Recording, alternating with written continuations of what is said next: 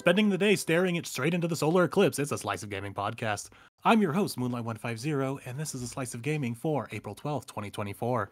And we'd like to thank you for giving a slice of your time to tune in to a Slice of Gaming podcast. You can check us out on YouTube, Spotify, Apple Podcasts, Pocket Casts, Amazon Music, iHeartRadio, Castbox, Radio Public, and Audible. And be sure to follow us at Twitter on a Slice of Gaming. Got a busy week of cancellations, news, rumors, and showcases to go over, so we got a lot to discuss this week, and we got the new crew, so we're going to introduce them as Wolf. Hi. We got Fusion. Hello. I'm going to say it louder than him because I'm not scared of whatever he's scared of. Okay, buddy, what is this about? And we got Dark. How's it going? And the newest member to replace Bench, we got Jet. Hey, how's it going? My boy Jet's in here. Let's go. Already an improvement. So, like I said, we got some showcase stuff to go over, lots of indies to discuss, as well as dead games in the dead space. So let's move on right onto the news with Wolf. Oh, shit, I was playing Slay the Spire. Okay. Yeah, news. We got a pretty decently busy news week, I'd say. Not like anything crazy, but there were some pretty interesting things that came out. But I think the big thing that came out that I really want to talk about before we even get into the news is this Monday, the 3DS and Wii U eShop has officially closed down, and online for those consoles is completely gone. Oh wait, okay, no. The eShop closed Ding dong, a year the ago. witch is dead, the witch is dead. A year ago, the eShop closed down. Now the online services have been shut down. And a lot of people were talking about it. Recently, they were able to beat the Super Mario Maker level. So now, like, they've the community has fully finished every Super Mario Maker level, even the one that was technically impossible by human standards. So I thought that was insane. It's just a little thing I wanted to note. But yeah, I'll be honest, I'm not a Wii U guy. I don't know if there's many Wii U guys except Bench. Bench loves that thing, but he's not here to mourn the loss of this system. But the 3DS I absolutely adored, and I'm gonna miss these consoles in some ways because it's like, yeah, I did spend a long time like playing Smash Wii U, and especially on my 3DS playing a lot of the Pokemon games online, trying to get into competitive, and then realizing how fucking difficult competitive Pokemon is to get into. Dark, I know you don't really play games, Dark, but like, do you have any memories of the Wii U or 3DS? Not really the Wii U. I mean, I have one, but I never stuff I can like upholder. But the 3DS, I was really big into Mario Kart. That was like when I really got into the series. Yeah, that was Like, 7, right? Yeah. Wait, the first time we able to glide. That was a time. 7 was a weird one because it's like, it was a fun Mario Kart, but it kind of got replaced by 8 because 8 just did everything better than 7. But the problem with 8 was that it was on Wii U. But yeah, that's my history of it, really. My real only memory of the Wii U is kind of similar. I was working at Target at the time, and the Wii U had been out for a while, and I just keep telling myself every time I walk by electronics, I'm not getting it. And then Mario Kart 8 came out, I said, okay, I'm getting it. I mean, it all takes that one game. I mean, I got mine in 2016 for my birthday because I just really wanted to play Smash 4, and then it proceeded to have Ultimate in like 2 years, so I could have waited. But also, I mean, like, I don't regret it because I still play my Wii U a decent amount for Wii back compat. Yeah. It's just a funny thing to think about. Like, my Wii U was basically for Smash. I played Mario Kart like a little bit, and then realized I wasn't the biggest Mario Kart guy through that. And that's about it because all my machine was for. And even then, Smash 4, probably the worst Smash game. I'm not the biggest fan of that game. I like Brawl and Ultimate way more. And actually, too. Thinking about it more too, I got into Nintendo really late. Like, I know everybody grew up with Nintendo as like a child. I came into it really, really late. So I remember my dad got Breath of the Wild, and that was my first time like really seeing Zelda. I was like, oh shit, this is pretty cool. Then I remembered I had a copy of Ocarina of Time for the 3DS. That was my first real Zelda experience, and that's how I got into that. That's a game. Dark, same. Ocarina of also was I think that was my first real Zelda game as well. And man, that remake was fucking amazing. And then, for even more, this was so back, way back. I had GameFly back then. I don't know if you know you guys what that big was. That was the shit. They're still around. Put some respect on GameFly's name. Yeah, but it's not as big as it was before. But back then I got Majora's Mask. That's like one of my favorite Zelda games of all time now. I mean, yeah. So like the 3DS in general, like has some of my all-time favorite games, like Link Between They need to Worlds. port those games to the. That one's really good too. One day. Yeah, I mean, Link Between Worlds, Kid Icarus Uprising, Fire Emblem Awakening. I was about to say the Pokemon games, but most of the ones on 3DS kind of sucked. But I mean, Oras is good, right? Yeah. Yeah, it's like it's okay. They're good remakes. It's just X and Y was kind of like the turning point of the series of being like, ooh, this series is kind of going to shit now. But even then, like it wasn't that bad. But Dark talking about Zelda like that reminded me of a Wii U memory I had was Nintendo gave out this voucher. I can't remember why, but they allowed you to download like one of 4 free games. And Oh, I know why they did that. The Ambassador. Yeah, the Ambassador program. The Ambassador, okay. And I picked Wind Waker, a digital copy of Legend of Zelda Wind Waker. And I played it for about 15 to 20 minutes and never turned it on again. That's crazy. Yeah. So so the reason, like I have vivid memories of this because I had the Wii U and the 3DS from like the 3DS was like when they dropped the price, I got it like right around then because it was like near my birthday. But then for the Wii U, I was one of 5 people that had it at launch in 2012, and oh my God bless you. Yeah, and so it was like an ambassador program for Mario Kart, but but what they wanted to do because they wanted more people to buy Wii U's, so they were like, so Reggie literally pulled up in the Nintendo Direct and he's like, hey, if you buy the copy of Mario Kart, you can get one of 4 games for free, and yeah, they gave away Wind Waker. I'm trying to remember what the games were. It was Wind Waker, I think Pikmin 3. Yeah, and Wii New Party, Wii Party, and something else. Yeah, it was New Super Mario Bros. Oh, New Sorry, that's it. Yeah, and yeah, so I had some like fond memories with the Wii U only because I was the only one from my friends who had one, and like my friends would come over. We played some of the multiplayer games like Game and Wario, like the Pictionary game and Game and Wario was really fun because it utilized the gamepad probably in like the best way I've seen, where you draw like on the gamepad and then it tells you what you're drawing, but like no one else can see it, and you have to guess based on what like that person's artistic skills. Yeah, Game and Wario is a weird one because it's like that's one that's just stuck on Wii U and can't really be ported, which sucks because I heard that's like considered one of the better ones. I mean, Jay, you were there day one. I mean, what were you there for? Was it like a legacy Nintendo thing? Like, oh, you love the Wii, so you got Wii U, basically? Exactly, yeah. I was there for maybe because I really like the Wii, so I'm like, yeah, the Wii U, it makes sense. It's the new console. Even though they didn't really market it right, like a lot of people thought. No, it's the add-on. It's not a new console. It's an add-on. I really think the Wii U would have done better if the name wasn't so awful. Like, I mean, not substantially better because there weren't that many games for it still, but like I would say like 10 million more units, like something around that, because it ended at around 12 million units, which is just horrendous for a console.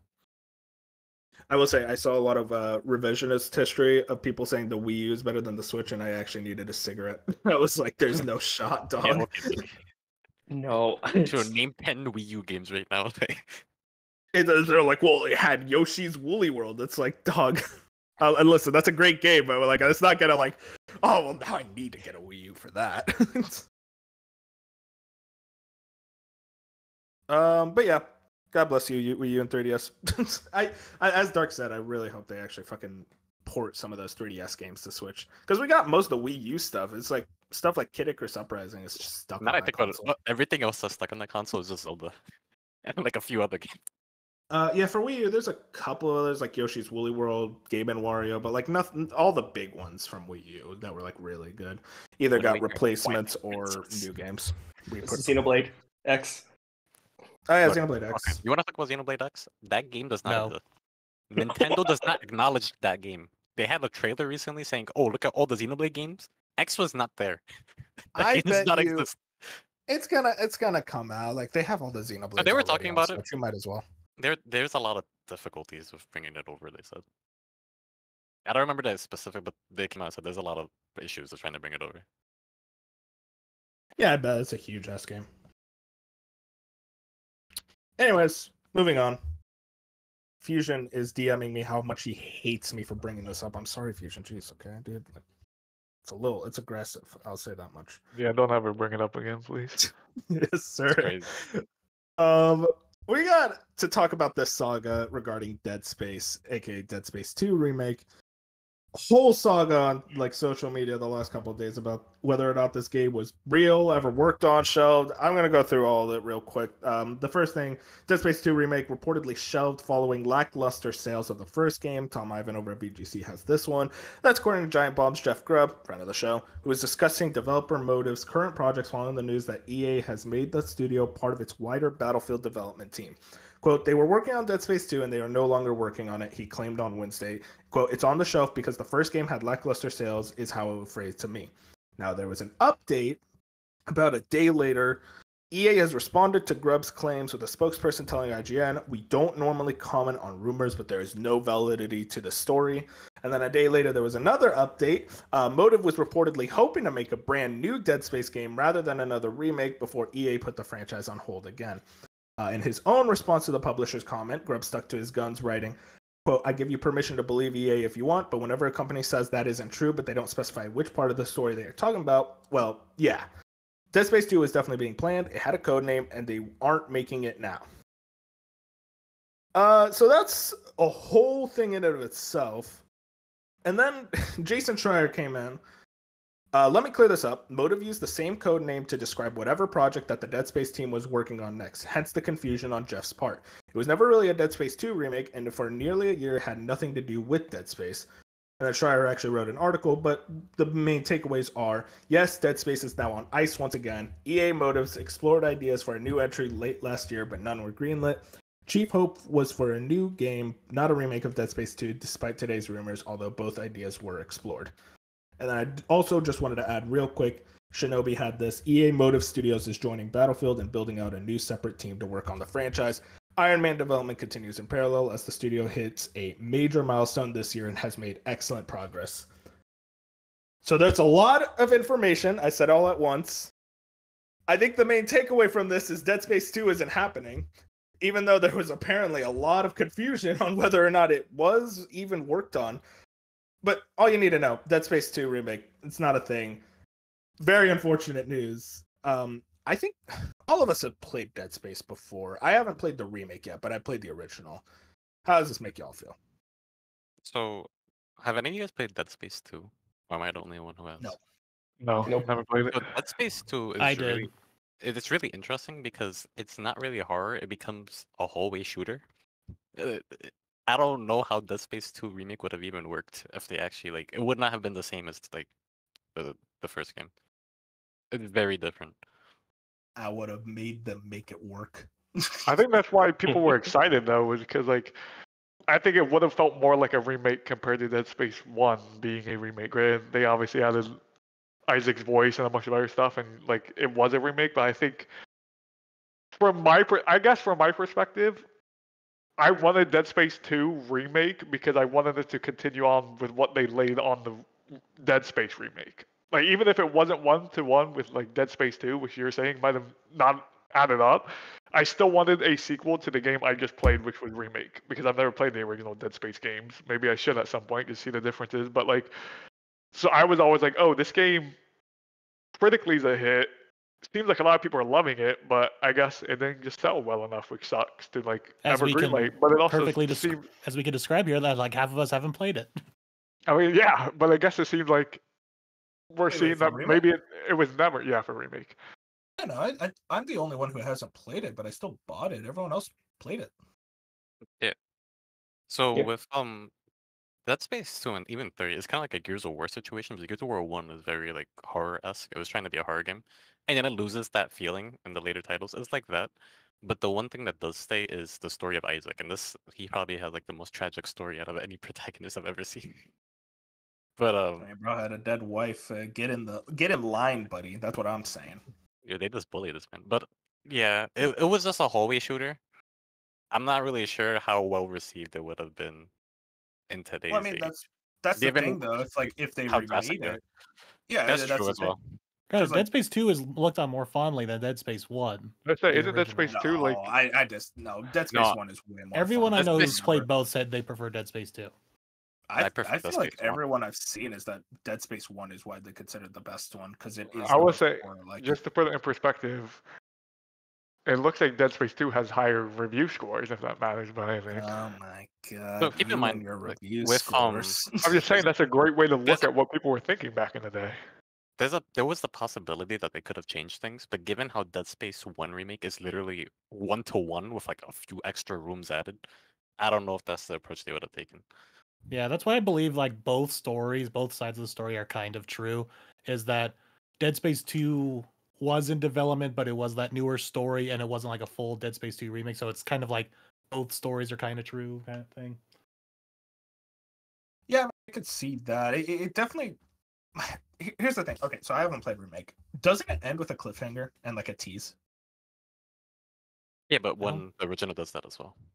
Yeah, Yeah, I think that's it ended the the thing, exact yeah. same way, but Yeah, it's But, the same one. like my viewpoint is that there is no shot that nobody on that development team was like, oh, maybe we should remake 2. It was clearly something that was planned. Maybe it didn't reach pre-production, but it was a weird thing with semantics where a lot of people were like on Jeff's ass of, oh, well, they never actually started on Dead Space 2 remake. He's just like, no, he just said that it's not happening. Like that's the big thing, is that it's shelved because they're not gonna do that idea at the moment. But maybe I'm just defending my boy. I guess it also you have moments like this where it's like, yeah, maybe it's not coming out right now, but 5-6 years from now, Dead Space 2 remake could happen. Like I feel like when we see headlines like this, a lot of people run with it where it's like, oh, it's now doomed, we'll never get Dead Space 2 remake. But that's not like how the industry works. We could be 10 years from now and get a Dead Space 2 remake. You might not get it quicker as you want it, but like there's still a good chance you get this game at some point in your life. So something interesting and it ties into that. The devs themselves came out and they were like, we don't talk about leaks, we have to talk about this one. Why would they do that if there's no possibility of it coming? I don't know. I feel like if it was fully scrapped and they have no intention ever of doing it, I feel like they wouldn't have said that. I think it's just like it was such a big story coming out about it, and they just Is it wanted really to that big put- of a story? Because we get leaks I think from games all the time, and we never see devs come out like that. Where they're like, okay, we gotta shut this down. I mean, I feel like it's also just possible they lied about like we never comment on rumors. Maybe they're just like, oh, listen, we just need to say something. Because maybe they're worried about the stock price dropping, but like I feel like it wouldn't drop because a Dead Space 2 remake isn't happening. I think the only reason this even blew more than it should have is because Battlefield was involved. When you have something where you're like, oh, this team makes a really good Dead Space remake, they're making really good single player games, Iron Man's a single player experience, and you're having a headline that says, multiple headlines out there where Motive is moving toward Battlefield, not doing a Dead Space 2 remake. So immediately people were like, oh, wow, we're not getting remake because of Battlefield, this dying multiplayer franchise that no one cares about. That's when like the headlines start to run and people get upset. I feel like if nothing had to do with Battlefield, especially like if those headlines weren't on the internet, I feel like this was a way smaller deal. Like people would have been like, okay, fine, we'll wait for them to make Iron Man, and then maybe after Iron Man. But it's the fact that, oh, this dev team is working on Battlefield now with Iron Man, like we'll never get this Dead Space game, blah blah blah. I feel like there's so much adding on top of it compared to, hey, we're just not working on Dead Space right now, we're focusing on Iron Man. I mean, I kind of wanted to move into that. Like, do you guys think it's a mistake for them to start working on Battlefield? Is EA messing up being like focusing in on Motive of all studios and say, hey, you're helping out on Battlefield too? Is this kind of like, if you remember like Toys for Bob and Vicarious Visions, we're kind of like, oh, they made these great games, now you're being forced into the Call of Duty machine. Is it kind of similar to that? Yes, and it's worse. Because we've seen what happened with this with Star Wars Battlefront. And it failed miserably. I mean, Battlefront 1? So Star Wars Battlefront 2 was really bad at launch. And then they fixed it and revived the game in a way that I only seen the MCC pull a revival like this. And that community was thriving. And then they were like, okay, we're done with the game now, we're going to Battlefield. And then the Battlefield that came out was 42, and it sucked ass. And it seems like they're doing the same thing where they had a good game that people liked. They brought back horror. The only thing to rival really Resident Evil was there's nothing really else out right now. Outlaws stopped making games. And then they're like, okay, now we're going back to Battlefield. They're just going back to what makes money. Like Dead Space didn't make money, and I mean, Battlefield will make money. I'm gonna ask this: is Battlefield a big IP anymore? Because 2042 did not do well, and I feel like that's like the name 2 will in a still row. carry it. Yeah, The I name will think still carry Battlefield's. it. I think Battlefield's still very big. I think Battlefield's the type of game where it's like once a new Battlefield trailer drops, yeah, it's not going to be like GTA or anything special, but I still think and it's not Call of Duty level, but I still think it's very much like more people are excited about Battlefield than Halo. I wouldn't call Halo a dead franchise. More people are excited about Battlefield is just going to release one good trailer at its reveal. People are going to be like, Battlefield's back. It's going to be better than Call of Duty. And that whole shit's going to start We will again. say that. We will say that. But my thing is like, it seems from that Shinobi tweet, they're building out a new separate team. So I'm not reading into it that much. I hope personally, if Team Motive is sending some people over there to help on Battlefield, I want it to be a single player thing for the Battlefield game. Because we already know Vince is leading the Battlefield team on the multiplayer side, and he's going to nail it. He did it with Titanfall. He's done it with Apex Legends. He has that side down. The only reason I think you bring Motive into anything Battlefield would be for a campaign type experience. Because why else would you need Motive's talents? I'm not saying they can't do multiplayer or they wouldn't be useful on that side of the game, but it's like why else? This feels like, hey, we're going to have this Battlefield game. We want to add something other than just multiplayer because 2042. I forget if it didn't. Does 2042 have a campaign? I forget if it ever came with a campaign. No. 2042 did not. Okay, and people were very upset that 2042 didn't have a campaign because, believe it or not, people like the Battlefield campaigns. I think the old ones are pretty good. So, like, that was a big deal when 2042 launched. People are like, we're getting a terrible multiplayer experience, and you can't even give us a good campaign. I wonder if EA is like, hey, let's have Vince and the team work on the multiplayer Battlefield and, like, dial in on that, and let's not take away their resources, but maybe Team Motive's like, hey, we have a cool story we could write for this next Battlefield, and they want to jump in there and tell like a 8-hour campaign experience. I feel like that wouldn't hurt anyone. I mean, I think just a lot of people are on the offset worried because they think EA is basically going back into what they feel so comfortable with when they were on a really good trajectory. They were having a lot of great single player games coming out and doing well. And, recently with the layoffs, they said, hey, we want to move away from licensed IPs, from other IPs. We want to start moving back into, like, our own IPs. And then just, like, 2 weeks later, it's like, oh, never mind. We're going to focus on the licensed IP and then, get rid of our own IP. And I'm not going to, like, say, like, oh, they shouldn't focus on Iron Man. Iron Man's going to make them a lot of money, and I bet it's going to be a great game. But I'm just, like, curious why they decided they were so adamant about like we want to focus on our own IP, and then Dead Space is their own IP, but they're like, nah, we don't want to do it. Our own IPs. I mean, it's just sales. They want to focus on their own IPs that make money. Yeah, and I mean that's the sad part about it.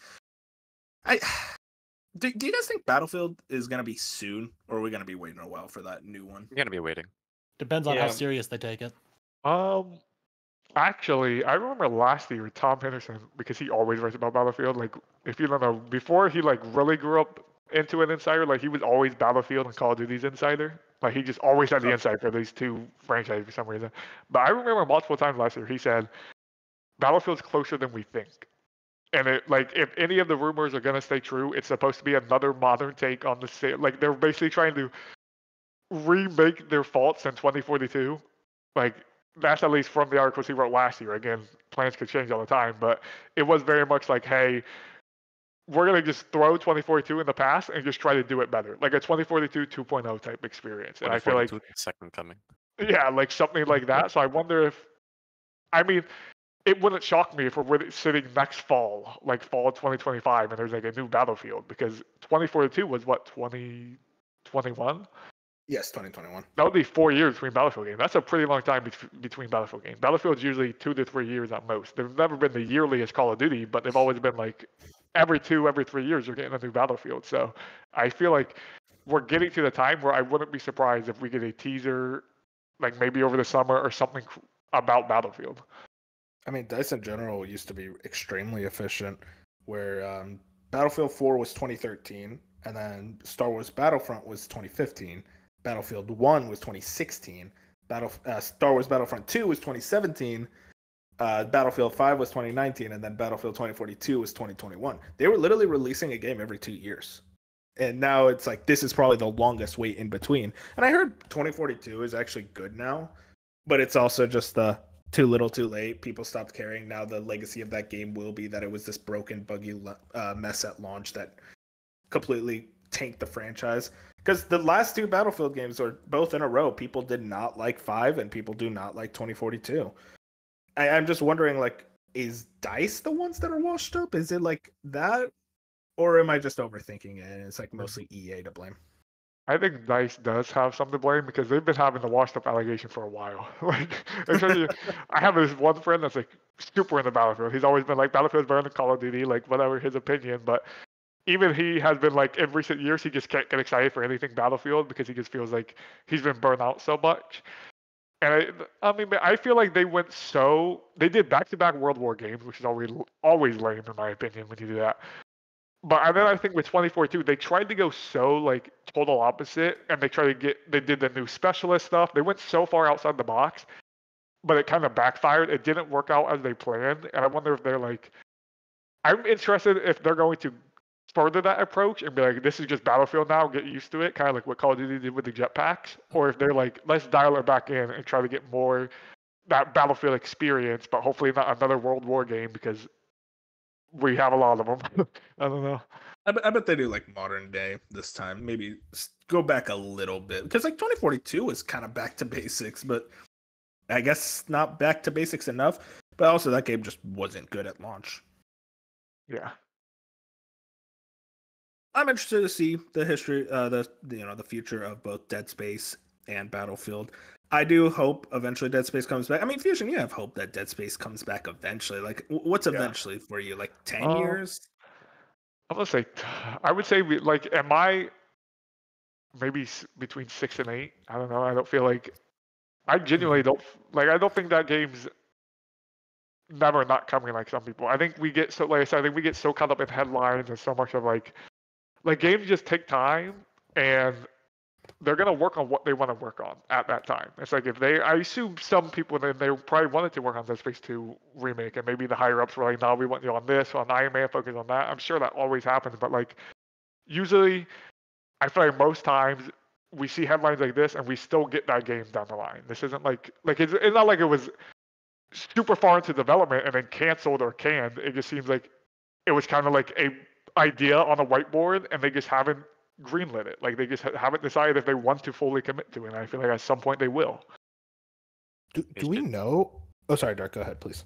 I was gonna say they should make a collection where it's Dead Space 1 remake, Remake 2, Remaster 3, and then announce 4. And that's how you bring Dead Space back. Yeah, but I think 3 is the one people don't Yeah, like. that's the problem. Is you people need don't to want remake 3 it. again. You remaster 3. No, You don't Yeah, people don't that's want the 3. thing. You need to remake that one because that's the one people don't like. You just wait, it didn't happen, do you? wait, Dark, are you suggesting Dead Space Legendary Edition? Yeah, Dead Space MC, like Master Chief Collection. Yeah. You could switch back to the old graphics, just a press of the button. War game should do that, but that's a different cost. It's because it's really hard to do. That's why they don't do it. Yeah. Random thought. How much did Dead Space remake sell? Like, what is under expectations? Because I don't think we ever got a figure. Under 10 million. Yeah. Under The Luigi's Mansion 3 number. the Gatekeeper. I would say Dude, 2 million. I was gonna say yeah. That's I was true. gonna say under 3 million. Yeah, and yeah, like the thing I was just thinking about because it might be around that only because it's like it's a current gen game, so already it's like $10 more than the average AAA game. They I also think it got was a bag 60 at from launch, wasn't it? they got a bag from Oh. Game Pass as well. No, Oh, it yeah. was 70 at launch, and Yeah, it that's was why I 70. didn't get it. Oh shit! Why did I? Because buy I'm it just at like, this is a launch? 10-hour game for $70. Like, no, I'm waiting for this to go on sale. Yeah. Maybe we're the problem, guys. Yeah. And I think for the average casual gamer, this was 2 weeks before like one of the biggest blockbuster games of 2023, Hogwarts Legacy. Yeah, Oh, and yeah. yeah, to say because this came out early in the year, and we thought Yeah, this was like January. yeah, we thought this was gonna be like a 2020, like late 2022. Oh, this is gonna come out October. Like some people were full. I'm pretty sure like even Jeff Grubb was one dude that's like this game's coming out in October. I forget if it got internally delayed or whatever, but like we thought this was an October 2022 title. It hit January, and then I don't know how accurate this article is, so like I'm not gonna quote it, but I've seen some articles where it's like it seems like they, if any of this is right, they expected 5 million and they only sold about 2 million. So then we could be right about like the whole, you know, they only got 2 million, around 2 million, and they expected at least 5. $5 million is I think is way overestimate for a remake. Unless like you're a Resident Evil, I guess which is people. like the biggest franchise for horror, I'd be shocked for a remake to hit 5 million. Yeah, I guess people. I feel like because Dead Space the original was considered one of like the greatest horror games of all time. So I wonder if people just thought, but I feel like it has more of a cult following than the Resident Evil games are just everyone. Like everyone likes the Resident Evil games, and I feel like only certain people like the Dead Space games. So I wonder if EA was like, oh well, everyone will buy this. It's Dead Space, has the name. They've been asking for anything Dead Space for the last decade, so they just put a very high number on it. They're like, oh, we can aim for 5 million, and then they sounds like they got maybe half of it. Another thing with the Resident Evil remakes is that they, besides 3, we don't talk about 3 remake. They changed quite a bit and they polished up a lot. Dead Space remake is just like 95% of it is 1-to-1 of the original Dead Space. I don't think Like an extra mission, an updated boss fight, and more rooms. I don't know if that plays a part into it or not, but it's worth pointing out. I'm not saying 3 remake is bad, by the way. I'm just saying there's missing a lot of things from the original 3 that should have been in there, like the clock tower. But yeah, I'm saying it. I'm saying it's bad. Yeah. Okay, No, okay. it's not bad. It's It is fine. a good game. It's fun. It's a fun game. It's just I like 2 remakes I so like much. 3 remake, but it's made from a different team and Yeah. they cut out too much. I Maybe like that's 3 my thought. remake, but it's definitely like after like 2 remakes, like one of my missing favorite half the games of all time, and I'm They're like, missing half the game. it's just not comparable. Because it's so short. I will say, I don't know if you guys know this. Apparently, 2 remake and 3 remake were supposed to be a dual pack. That's why 3 remake feels so like lower quality, I guess. Even the Not lower Capcom, quality. Wait, put the no. other game out, they just The sell story, more. the story is that they gave it to a different team entirely because the team from 2 went to go work on 4. Right after 2 finished, they're like, okay, we know that we have something here. They immediately went to 4, so they got a different team to do 3. Yo, who And do I then blame for? Then Well, that Capcom dude was like, shit, this game is not that big. What can we do? Well, we have this shitty multiplayer game that we're gonna charge full price No, for, no, and we're gonna not mix talking the two about together. first. Yo, I who do forgot I about which, the Resident Evil multiplayer game. which team do I blame for Village though? I want to blame someone for Village. Yo, hey, I like Village. hey. Wait, how is Village getting? Come on. Wait, I okay. made Village. Village is good. Wait, all of you like Village? No, I never Yeah, played Village. you didn't like so- Village. Okay, Village is I fine. really- It's a 7. Like a Okay. 7.8. That was a good game. There, 7's a good game. Okay. There's one villain. I'm not I saying like- it's a masterpiece, but I'm like, it's not a bad game. It's perfectly fine. I'm not big on Anyway. the whole Ethan Winters story, but it's as fine as it is. Fusion, get on 8. Let's get you on Village after our glowing recommendation. I'm that weirdo who like I'm waiting for 5 like remake and then 6 remake and then I'll jump to 7 and 8. Like I'm that weirdo. Oh my Yo, god, 5 you're remake gonna, is you're gonna be gonna winning. Oh, Will. yeah, You know how Yeah. hard 5 remake is gonna go? 5 I'll be we ain't waiting. ready. I'll be waiting, but I've already You're gonna because play at this with point, me. I've played 5 2, remake's 3, gonna and be 4. co-op. Okay, we're getting off topic. Let's get back into the news with the Triple I initiative. This was a showcase that premiered earlier in the week. I think it was Wednesday. Yeah. Wednesday. Yep. Okay. Maybe one day I'll learn my days. Anyways, I watched it live, or I didn't watch it live, but I watched after the fact, and I think Fusion and Moon, you're the only ones who watched it as well. Correct. Yeah. Yeah, I had the day off, so I said, why not? Let's look at some indies. Yeah, Dark and Jet hate indies. It's crazy. I Indie think haters about don't support devs here. No. We don't want to get into that, but yeah, we do.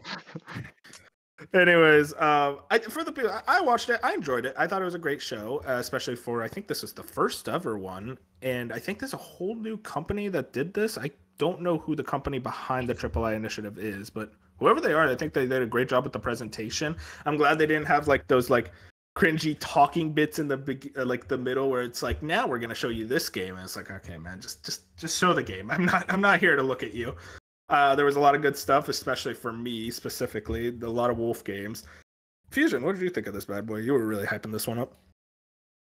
Yeah, I loved it. I didn't go in with like extreme expectations because like anytime you're getting a new showcase for one, you gotta lower the expectations. It's their first time. This is a pilot show, and then when you throw indies on top of it, I love indies, but I know the majority of the industry they see these games like this showcase would put 97% of gamers asleep, which sucks. Like if we had Binge watching this show, he would be complaining 2 minutes in. He'd be like, "What is this? Like, what is this?" You know what I mean? Like it would be very annoying. But I genuinely think for a pilot first episode, I got more games and more like things I was interested in, and like this than like the last PlayStation State of Play. You know, like something like that where it's the big budget stuff and they're putting on a whole showcase. I feel like this was very good, and I hope I would like if this became multiple times a year. It would be cool. I doubt they could do that. So if you at least just give me this once a year and like this is a thing they do every year, maybe closer to E3, like I'm totally down for like an indie only showcase because we have very similar type stuff, but we don't have one that it's genuinely just strict indies all the time from the biggest indie devs out there. Yeah, I'm right there with you. I mean, Moon, how about you? Yeah, that was a good showing. Little too much of city builders for my taste, but that's just me. God, no, I'm the same there. Yeah, there was a lot. But hey, if you're a city builder fan, you were eating during that showcase, and I'm happy for you. But yeah, I got a good 5 or 6 games out of that. I'm like, okay, maybe I'll check this out. So, and I'm breaking news. I actually am in the middle of building a PC right now, so I'm actually going to be able to play these games that are only coming to PC. Were most of these only PC? A lot of them. Majority of them, yeah, maybe majority. 80% of them are PC only. Dude, come on! You got Sony. What are you doing? Especially anytime you see a Sony on a city builder, you might as well just chalk it up. Oh well, I mean, that's fine. Like the PC gamers can have city builders. Yeah. Come on, you dorks, get a job. But no, I mean, the cool games like the Metroidvanias. Come on, put that on like a real platform. Or that V Rising with the Castlevania crossover. Oh my god! I'm looking forward to that game. Actually, didn't look that bad. It looks pretty fun. As per usual with showcases, we're gonna do one highlight, one low light, and just us three since we're the only ones who watched it. I mean, unless Dark, did you have a thing that you saw after the fact that you're interested in? V Rising. I was looking about it before the show. V Rising was dope as shit. I mean, isn't it a survival game? I might be wrong. Yeah, I think it is. Yeah, I'm out. The first time I seen this game, I thought it was a Castlevania game. I was like, oh shit, Castlevania's back. Oh yeah, No, they it's got not. the Castlevania look perfectly But done. it looks cool as shit. And they're collabing with Castlevania, so that's my highlight.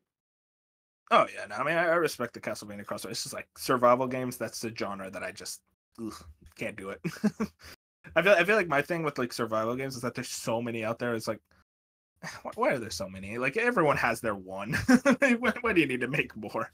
Why do you need to make so many Metroidvanias? Because I the best keep genre in the playing world, them. baby. Because I keep playing them, man. Jet, did you see anything after the fact that you were interested in, or were you? Yeah. So I don't support indies. I'm kidding.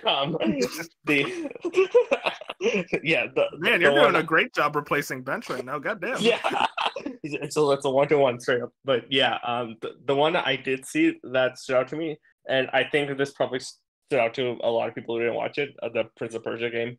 Yeah, steal mine, dude. Yes. Yeah. I mean, this was definitely my second highlight for me. I mean, this is a new Prince of Persia game, roguelite, done by the developers of Dead Cells DLC, specifically, because Fusion made sure to point that out last time when we were talking about this game, which we recently talked about last week, I think. So it is kind of funny, just immediately full circle, we're talking right about this game. What do you? I mean, I'm super into it. I mean, I love Dead Cells to death, and just the art style absolutely bangs for me. I know a lot of people are mixed on it. I think it slaps. Fusion, what do you think of this bad boy? Yeah, this was my highlight. This game looks awesome, and this game looks so awesome that I immediately said, "Okay, I'm downloading Dead Cells." I was like, "Okay, now I'm seeing." I will say one thing. Screw Tom Henderson for leaking this game, because this, especially. This was this indies, other than we'll get this on Aspire. I feel like they ended the show on this for a reason, because they knew this would have been awesome. If this came out of nowhere, you're like, wait, another Prince of Persia game with this art style, and it's a roguelike and everything, and it's from the devs of Dead Cells DLC.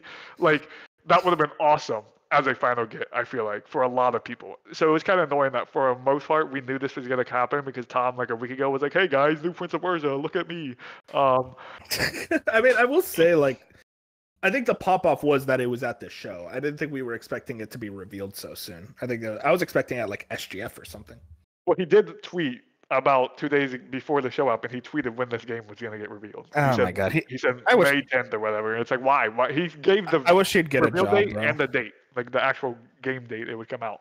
But yeah, that game looks. I feel like we've seen a couple previews already online immediately, which was super cool. I really like that a underrated factor of the show was a decent amount of these games immediately got previews up on YouTube and like different parts of like Twitter and stuff, which was really cool to see. But it's like, oh, we saw these indies for the first time, and immediately after the show, they had previews up. And like, I saw multiple people talk about like the feel of the movement and the parkour was felt very nice in this game, and the combat felt good. I'm like, all that sounds really great. It's launching into early access, which is iffy with me. I rarely jump into early access games, but at least with a roguelike, I feel like you get away with early access with me playing them because your game's always evolving. So if I'm there for the first few levels and maybe that's all you have off the start, I can still like play those first few levels and come back and feel like I didn't miss too much of the experience all in one go because that's how the game goes. Like you're always back at the beginning. So I don't know. I think this game looks awesome. I think, like you said, some people won't jive with the art style. I think the art style is awesome. Like I can't think of many games that have this distinct art style, and I think it's sick. I mean, Jay, you were the one who brought it up. Like, how are you feeling about this bad boy? Oh yeah, I think it's very similar to what Fusion had said. Like, yeah, the art style looks really cool. I actually haven't played like that many, I guess, like 2D platformers, and I think like before checking this out, I should check out the Dead Cells, right? Because is this because it's the same team, right? So I think if I can get a feel for Dead Cells, then I think I can enjoy this one. Yeah, I mean, I'm just like a massive fan of Dead Cells, so like this was automatically a W, especially now with the Prince of Persia IP on top of it. It's like, okay, you got a cool IP and you got developers of a phenomenal roguelike. I think we're in for a really good game. I'm with you, Fusion. I'm not the biggest fan of early access. I might jump in, though. Early access is only ever on PC, so maybe not. Yeah, it's Steam only right now. All right. Why did indies hate consoles? This is why I don't like indie games. I mean, you have a point. A lot of indies do just skip the console scene. That's just a whole different conversation. But yeah, I think it's just like pricing or development, like yeah, making a port, and also you have to work with PlayStation and Microsoft and Nintendo, and sometimes it can be a little iffy in that regard. So I'm not completely like annoyed. I'm annoyed actually. I'm gonna stay annoyed. Because one of my favorite indie games is on.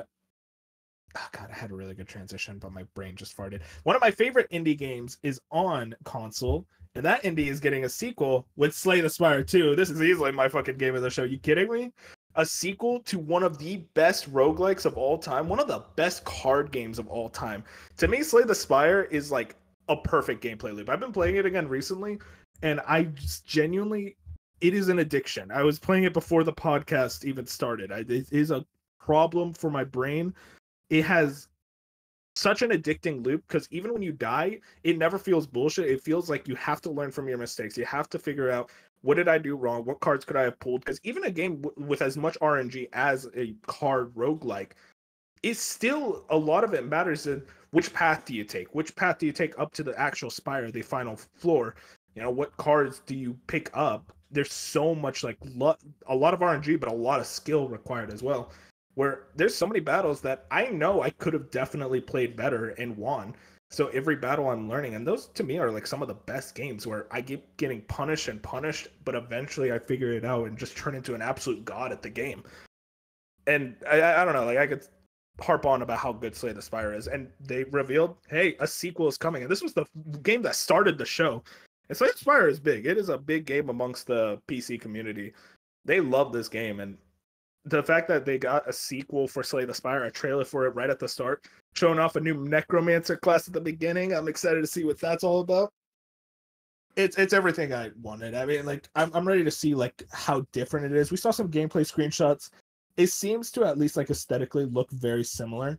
I'm interested to see like maybe there's more floors, maybe more like obviously probably going to be a lot more bosses, enemies, card types, all that good shit. I'm ready for it. Fusion, you said you played a little bit of Slay the Spire back in the day. I don't know if you're interested in jumping into the sequel. Yeah, I definitely, I think it's cool, and I'm happy for the people who want this. I would just never, I played probably a few hours, maybe 5 to 6 hours, and it never really jumped up my list like it has with you. Like, it seems like you're really into it, and it's like maybe, granted, this was years ago before I even like really liked the roguelike genre. Like, I was very much. I think Hades really brought me my roguelike genre, like my love for it. Like, that game kind of broke me into it. So like maybe if I ever go back, I'd like it more. But yeah, I just never. I will say it's very cool that the franchise, not the franchise, the showcase gets the narrative of, hey, start with a banger and end with a banger. Starting with Slay the Spire 2 and then ending with that Prince of Persia game, like that's how you do it. Like, take notes, Jeff Keighley. No offense, Jeff Keighley, but I feel like Whoa! Hang on. I Hop love off my Jeff boat. Keighley. I love Jeff Keighley and a lot of other shows. But how many shows are we like? They always have to pick if they're gonna end really cool or start really cool. And I feel like this was awesome that they're just like, hey, we got this game at the front, Slay the Spire 2, like opening your debut showcase with Slay the Spire 2 as like an indie showcase is awesome. Like, that's one of those games where like we can't. They were probably so excited that they got this game here. So like, yeah, I'm very happy for you because you popped off when I put this in the Discord got when you weren't so watching live. You were excited. like, bro, what? Slay the Spire 2? Which you're at. Shout out Moon, baby. because I don't know if they dropped the title, but I said, I was like, this art looks really similar. And Slay the Spire was in the back of my mind, but I never even thought like they would ever make a sequel to that game. And then Moon said it was Slay the Spire 2. I don't know if there was like a title drop or something, Moon, that you saw, but that I missed, but it was a good shout from you. I honestly can't remember if I saw a title card or if I just saw maybe like a comment in chat or something. I mean, Slay the Spire is very recognizable art Yeah, style. that's what I was like. It's I one know of this the art style, but easy- what is it? I feel that. I mean, I'm just. I wonder what they could add. If Slay the Spire was always a game, like you said, it's like I don't think this would ever get a sequel. It's like, yeah, this seems like a game that would just get DLC and constant updates rather than a full-blown like sequel number 2. So it kind of tells me it's like, oh, they're gonna add a lot to this game. Like, this is gonna be hopefully a full-blown sequel that they're really passionate about. Yeah, it's very interesting if they'll go like, if they'll add anything outside of the deck building. Like, I wonder if they add anything to the loop, or if they don't want to like mess anything with the core mechanics where they think people won't like it. Like, I don't know. It's just interesting. I mean, the loop is like pixel perfect to me, but maybe add like 1 or 2 tiny things, either to make it more engaging, more difficult, make you think more about your path. I think one thing they could definitely add is like more paths, because the way Slay the Spire works is that there's 4 paths and you can kind of like switch and alternate between each one, and they're like completely are randomly generated each run.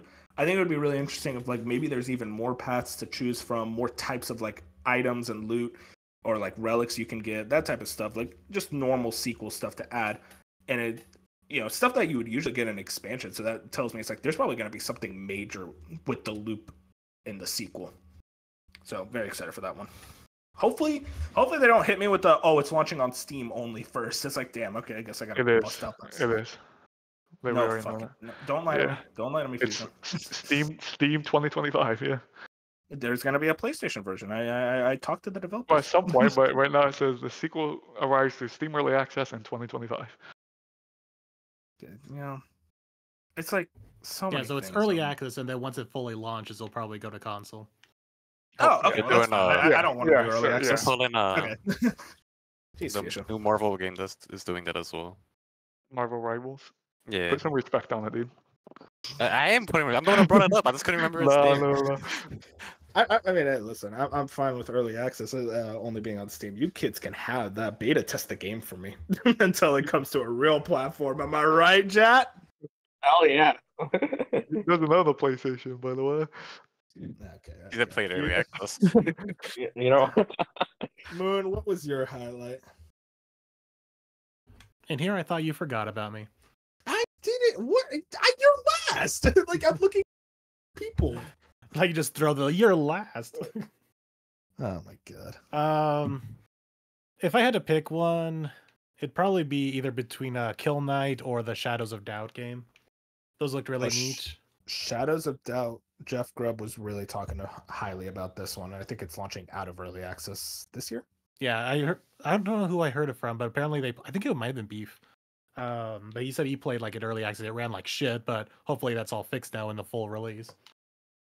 Yeah, Shadows of Doubt's an interesting one. I love the aesthetic. I love mystery games, so that seems like right up my alley. Then Kill Knight looks like it's a Hades wannabe with some really fun action, so I'm all for that. Was And Shadow then of the Doubt game like the was used, Minecraft but- one? Or like yeah, it Minecraft? looks very Minecrafty. Yeah. Okay. Fusion, you are so disrespectful to indies, Why? man. Put it on your bench mask. Is that the one that looks like Minecraft? It's called pixel No, art, buddy. No, I mean like, come on, man. This looks like Minecraft with shaders, which is nothing wrong with it, but that's just what that game looks like. Moving into lowlights. Number one is Fusion. He kept talking during the show. Dude is a yapper. But my He wasn't actual here. lowlight, my actual lowlight, we brought it up earlier, is like all the city builders. This is why I was actually really happy I watched the VOD and not the live show. Was every time a city builder came up, I just skipped right by it because I'm like, okay, I know what your loop is. Like, you're not gonna get me this time. Like, you're not SimCity. You are not him. So I'm not really interested in any other city building type games, but really good for all the people who love that type of stuff. So it's hard for me to really consider it a low light. And maybe just like they kind of sprinkled it. And some of them were like way too close to each other. It's like, okay, kind of like separate them a bit is kind of what I think they could do for the next showcase. Fusion, what's your low light? You kind of stole mine, but let me look real quick. Yeah, you stole mine too. Because that really was Dang. the only time that I was just like, wow, there's a lot of city building. I will say, okay, I don't know if that's a low light. I was gonna say there's a lot of games that think they can be Hades and they just never will. But that's I not mean, really a go low light. ahead and try though. Like more Hades likes is Yeah, a I good guess. thing in Yeah, my book. I just felt like a lot of those games, like it felt like if you were the city builder, you were trying to be like Hades, and it was just like that was kind of annoying because I feel like, I mean, if you could do it, but there was one I forget what it was exactly called, but I mean everything to the T. Like they Remake? even had gods. No, like it was like they Oh, had I know what you're genuine talking gods coming up that were like off-brand gods that would like give you your little special thing. I will say, okay, I'll say my low light was, granted, indies and this happens all the time.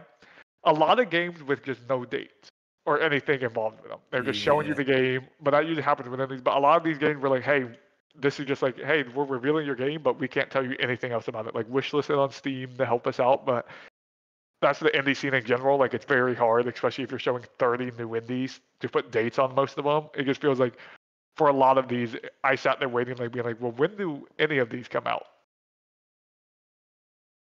Oh, Death Must like- Die. Yeah, Death Must Die is the Oh, game. Death I was Must Die. thinking Yeah, of. that looked pretty cool. No, it was Apparently like it's already straight up out. Hades. It's It is out though out already. already. Yeah, it was like a new act or something they're adding. Yeah, I mean, did we steal yours? Yeah, and then there was one trailer. I'm interested in the game, but they did that stupid thing where we always complain with like Jeff Keighley, where they had an interview with the dev. Now, thankfully, it wasn't a very long interview. And I he was just kinda- about to bring that up. he just kind of talked about the game for like maybe a 30 seconds or a minute, but I'm just like, no, let's not do this. So, still interested in the game that he showed off. Granted, it was just like an animated teaser, no gameplay or anything, or I think even footage from the game. But I'm like, okay, this seems cool aesthetically, so I'm interested. But no, you lost me with the dev interview, and then you lose me with the animated teaser. No, I'm right there with you. Where it's like, it was just a weird pace breaker. Where it's like, why is this the game that gets the dev interview?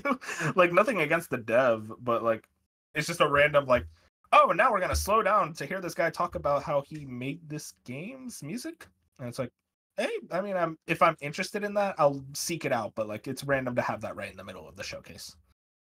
I will say, just another tidbit, I think they could have done a better job at, when they showed me some of the games, I had no idea a lot of them were already out. I feel like they could have been a better job at like clarifying, like obviously Like they an had the world out premiere now. one, but yeah, like this game's been out, or like this is an update. I felt like a lot of these they showed updates for games that were already out, but I had no idea existed yet. So to me, I'm like, oh, this game, like Death Must Die or whatever, that game was made in like 2022. They're just showing like a DLC pack or something for it, but like to us when we're watching it, this looks like a brand new game reveal.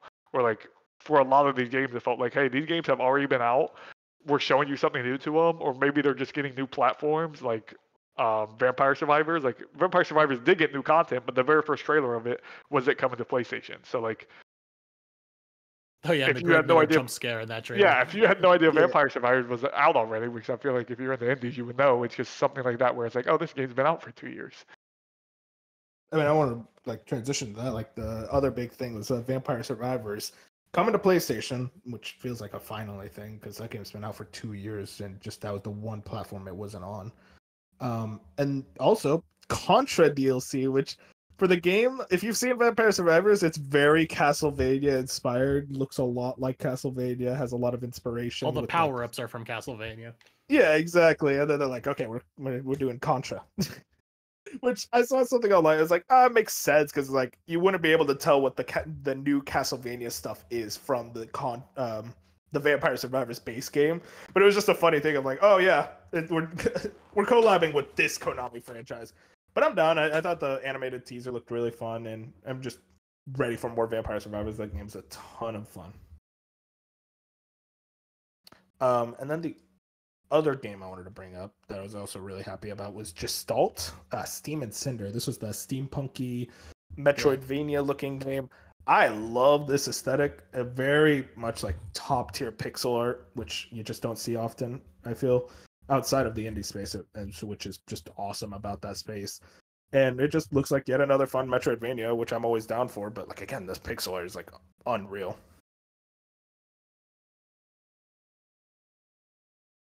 Wow, Fusion. Okay, you had no thoughts on Gestalt. That was my third Oh, choice. sorry, I didn't know. I knew you were going to talk about it, so I left it off. Yeah, I Oh, thought you were okay. gonna bring it up as your thing earlier, but yeah, I liked it. Over Slay the Spire, Fusion? Yeah, I Come guess on. I didn't really think that. Yeah, I thought it looked cool. I thought it was I don't know why I thought. And it's coming out like in 2 weeks or something. Yeah, because I May remember seeing 21st. it like you said, like forever ago, like one time, but I would have never knew the name until I saw it again. But I'm not hating on the art. I think the art does look cool, but it's almost one step past what I feel like it looks more blurry than pixelated. I don't know if that makes any sense. I'm me trying to explain it, but I still think it looks dope. This man loves his AAA games. He wants the Okay. no caps. No, I'm kidding.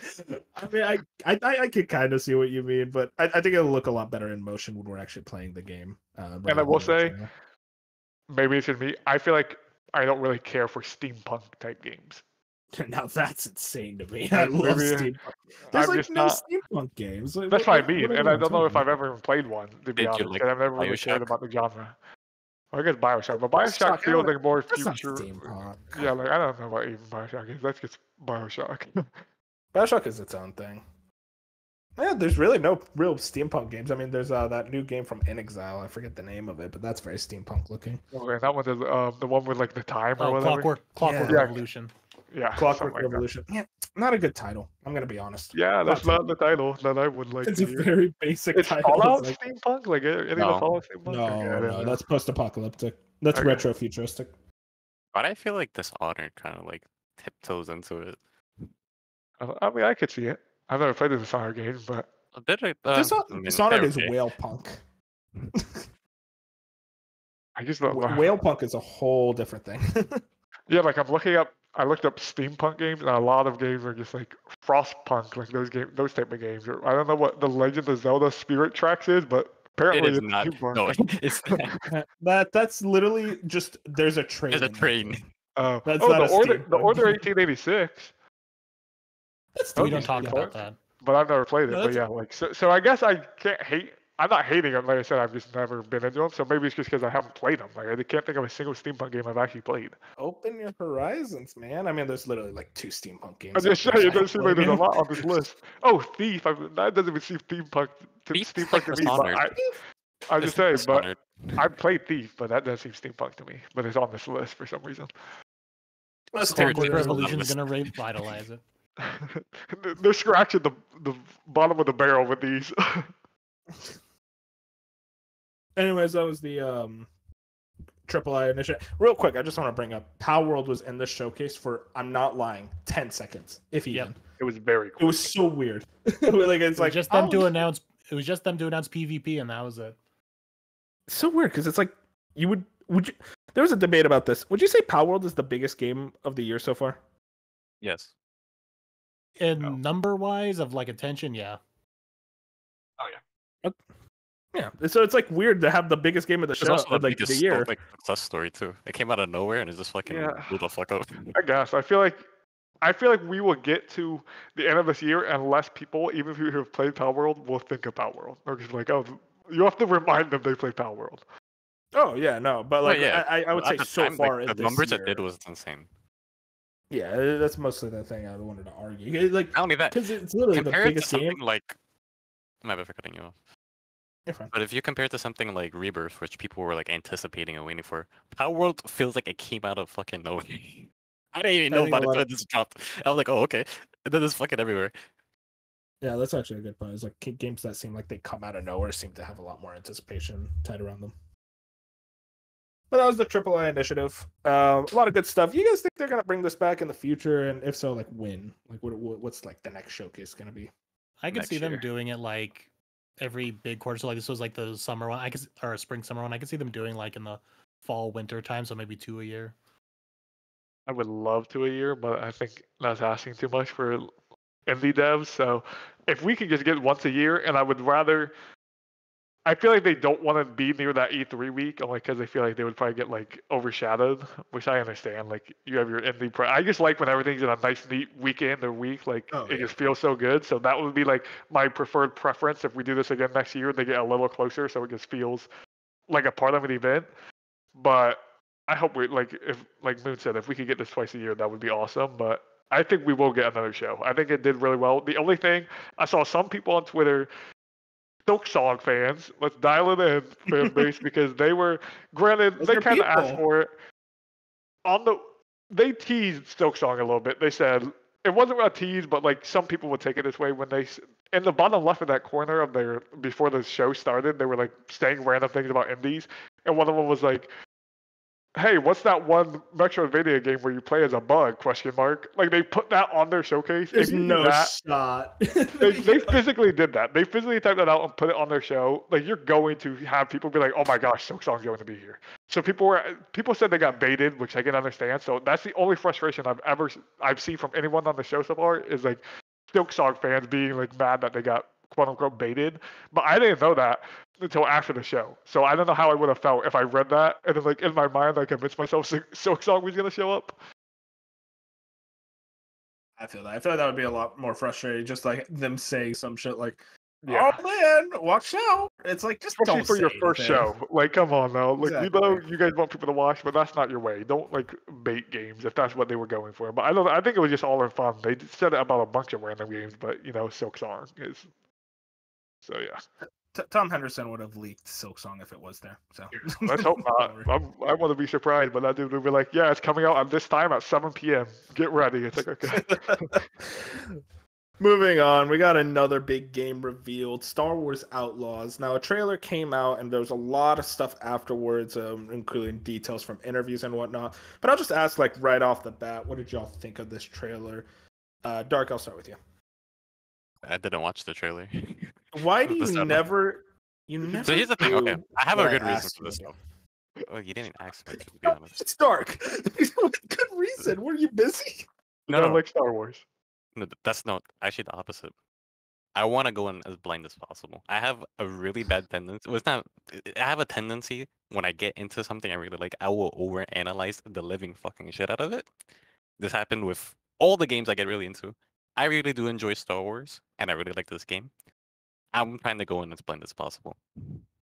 Well, we're going to be talking about all the details, so you might It's want fine. to... It's not- it's There, not- it's not deafen me, up, it's- buddy. Hit deafen. Dark, not Dark. I'm about to call on you again. Jad, what did you think hold of on, the wait. trailer? You just watched it, Jad, actually, like right Yeah. before the podcast. Yeah, so it's fresh in my memory, and honestly, I'm surprised. Like the one thing I could tell is that the cheesy dialogues is like it's not something I don't feel like I usually see it like typically in a Ubisoft game. Like they try to make their dialogue serious, so I'm like 100% convinced that Disney had some part in like the writing and everything like to oversee this game. But yeah, I'm actually really surprised as to how this is coming along.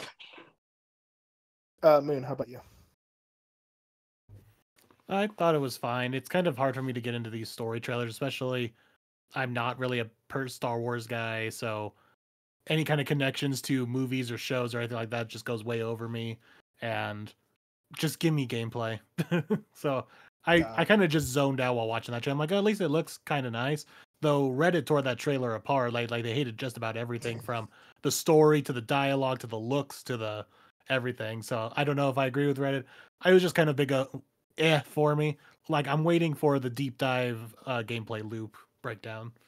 Yeah, they go into the Reddit thing. Star Wars fans are never happy. So yeah. Well, that I wasn't on any Star Wars so. subreddit. I was just on the typical gaming subreddit. Gamers are never happy. Oh, okay. I mean, that's both are true. I mean, man, I'm kind of right there with you. Where I'm just like, yeah, I know we had that really big gameplay showcase last year, but I'm like, I not That was really a super want to scripted know. gameplay trailer. Yeah, exactly. That's kind of my thing. Where it's like, It might as wanna well be actually just like get, another story trailer. I want to see like really raw gameplay. It's like just show me a mission, show me a side content, show me something. Yeah, I mean, like it's hard to make it not look. Granted, I think that's what especially when the original reveal trailer was. It was like a breakdown into assignments, like, oh, here's you stealthing around, here's you taking someone's gun, and I'm like, okay, I guess that's what I've been asking for. I'm definitely more interested in like the open world stuff. How does it traversal actually work in the open world? What am I doing? You know, like remove all the like scripted sequences. Just like show me a direct feed gameplay of like how we're going through this world. But maybe I'm asking too much. I know how difficult trailers are for a lot of devs. Yeah, that's why we waited for like the sneak peeks from like content creators and stuff like that. Yeah, exactly. Fusion, I mean, I know you've been really anticipating this bad boy. How are you feeling? Yeah, first off, the amount of Star Wars video games I've played, maybe at some point I just gotta watch the movies or something. Because at this point, I've never watched a movie, a TV show, nothing, and I feel like I'm at like every Star Wars game that comes out, I end up playing it and loving them. So I'm like, why have I just not watched the movies? I feel like I'd probably be more invested in the franchise. But yeah, this trailer was good. I think maybe I'm looking into it too much. I think there was a visual downgrade from what we saw last year, but I also feel like that's actually every Ubisoft title of all time. The first time Ubisoft shows you a title, it's the best it's ever looked visually. Like it always looks stellar, and then the very next time you see that game, it looks a little worse. I'm not saying it looked bad by any means, but I'm just saying from like seeing screenshots of like the Captain America game a few weeks ago or GTA a few months ago, like things where we've gotten recent trailers, this doesn't look even comparable to that quality, which could have been like I was watching on my phone on YouTube. I haven't rewatched the trailer in 4K or anything, but yes, I wish there was more. Story trailers almost never do it for me, like you guys were saying, because I'm not fully invested. I like when your story trailer is right before the game comes out after you've already shown me everything, because then you can set like the foundation for me. Because you're showing me this trailer now. Granted, it's nice this game's in August, but that's still a far enough time where I will have no idea what happened in this trailer between here and there. Like the story beats will all be lost to me. Like I won't know anything that's happening basically. I think traversal, they showed a few like leaps and jumps in the traversal, and I think the animations look pretty rough. And I'm like, maybe that's just like you said, trailers are hard to make. So hopefully it's just like, hey, this was like a weird traversal thing because this is massive. They did Division. You don't have traversal in that game. I have no idea how the Avengers, the Avatar traversal is. Maybe Jack can tell me if that's good or not. But or he can't. He'll just sit in silence. Yeah. No. The traversal in Avatar, it's actually pretty cool. Like where like because of course you have the option of either like walking or straight up flying. One of those. I'm forgetting the name. I think like one of those banshees or whatever. Like the traversal in those games is actually pretty cool and smooth. So I think Massive will do a good job with this one too. Very good to know, because I'm like, it'd be different if it's like like an Assassin's Creed is making like an Assassin's Creed team is making this game, because Assassin's Creed has pretty good traversal. You've seen the parkour in those games, like they've been pretty up to par. They're nice. It's like going from Massive, where the only recent Massive games I've ever played are the Division games. And it's like those games are looter shooters. You're not traversing around doing parkour or anything, so it'll be interesting to see how they handle that. But yeah, there was nothing. I don't know the super deep Star Wars lore, so when I watch things like this about Star Wars, I know nothing. I don't know any of the movie characters. I don't know anything of the TV characters. I only know what you're telling me in this specific video game. A lot of details to go over. I'm going to read through these pretty quickly. Confirmed. This is Shinobi over on Twitter. Confirmed syndicates. You're going to... Okay, stick with me, boys. Zarek Besh, Pike, Hut Cartel, Crimson Dawn, Ashika Clan. Oh, wow. Slero is one of the galaxy's underworld elites, leading a criminal syndicate called Zarek Besh. The player will form tense alliances with each syndicate, various gameplay and narrative opportunities depending on your actions. Pulling off, quote, one of the greatest heists the galaxy has ever seen. The player will travel the galaxy recruiting companions. Powerful bounty hunter Valley is hunting you. The story will see you cross paths with Jabba the Hutt, which we actually saw in the trailer, and his cartel on Tatooine. That's right, boys. Tatooine is back. And the reputation you build with syndicates will affect the game, including vendors, the jobs you take on, support, and access to certain territories. Is any of that do anything for y'all? Like, I am intrigued, I will say, even though I'm probably like the least interested in the game. I am interested in the reputation system. Sounds a lot like Fallout New Vegas, how each faction you were into, like, you had a different reputation. It really affected like the overall narrative, and I'm wondering if it is going to do much in that regard. Yeah, I I'm in. You can go ahead, Dirk. It's just me roasting the game real quick. I went back and played through some of the older Star Wars games I've missed. Next to every single fucking Star Wars game, they shoot a fucking Tatooine. What is their obsession with this damn plane? Dude, that's where Luke. Who What is his cares? last name? It's just a desert. There is next to nothing of importance there besides nostalgia. Wait, It's also probably actually, easiest to do because it's just a desert. what's It's Luke's, so annoying. what's Luke's last name? Skywalker?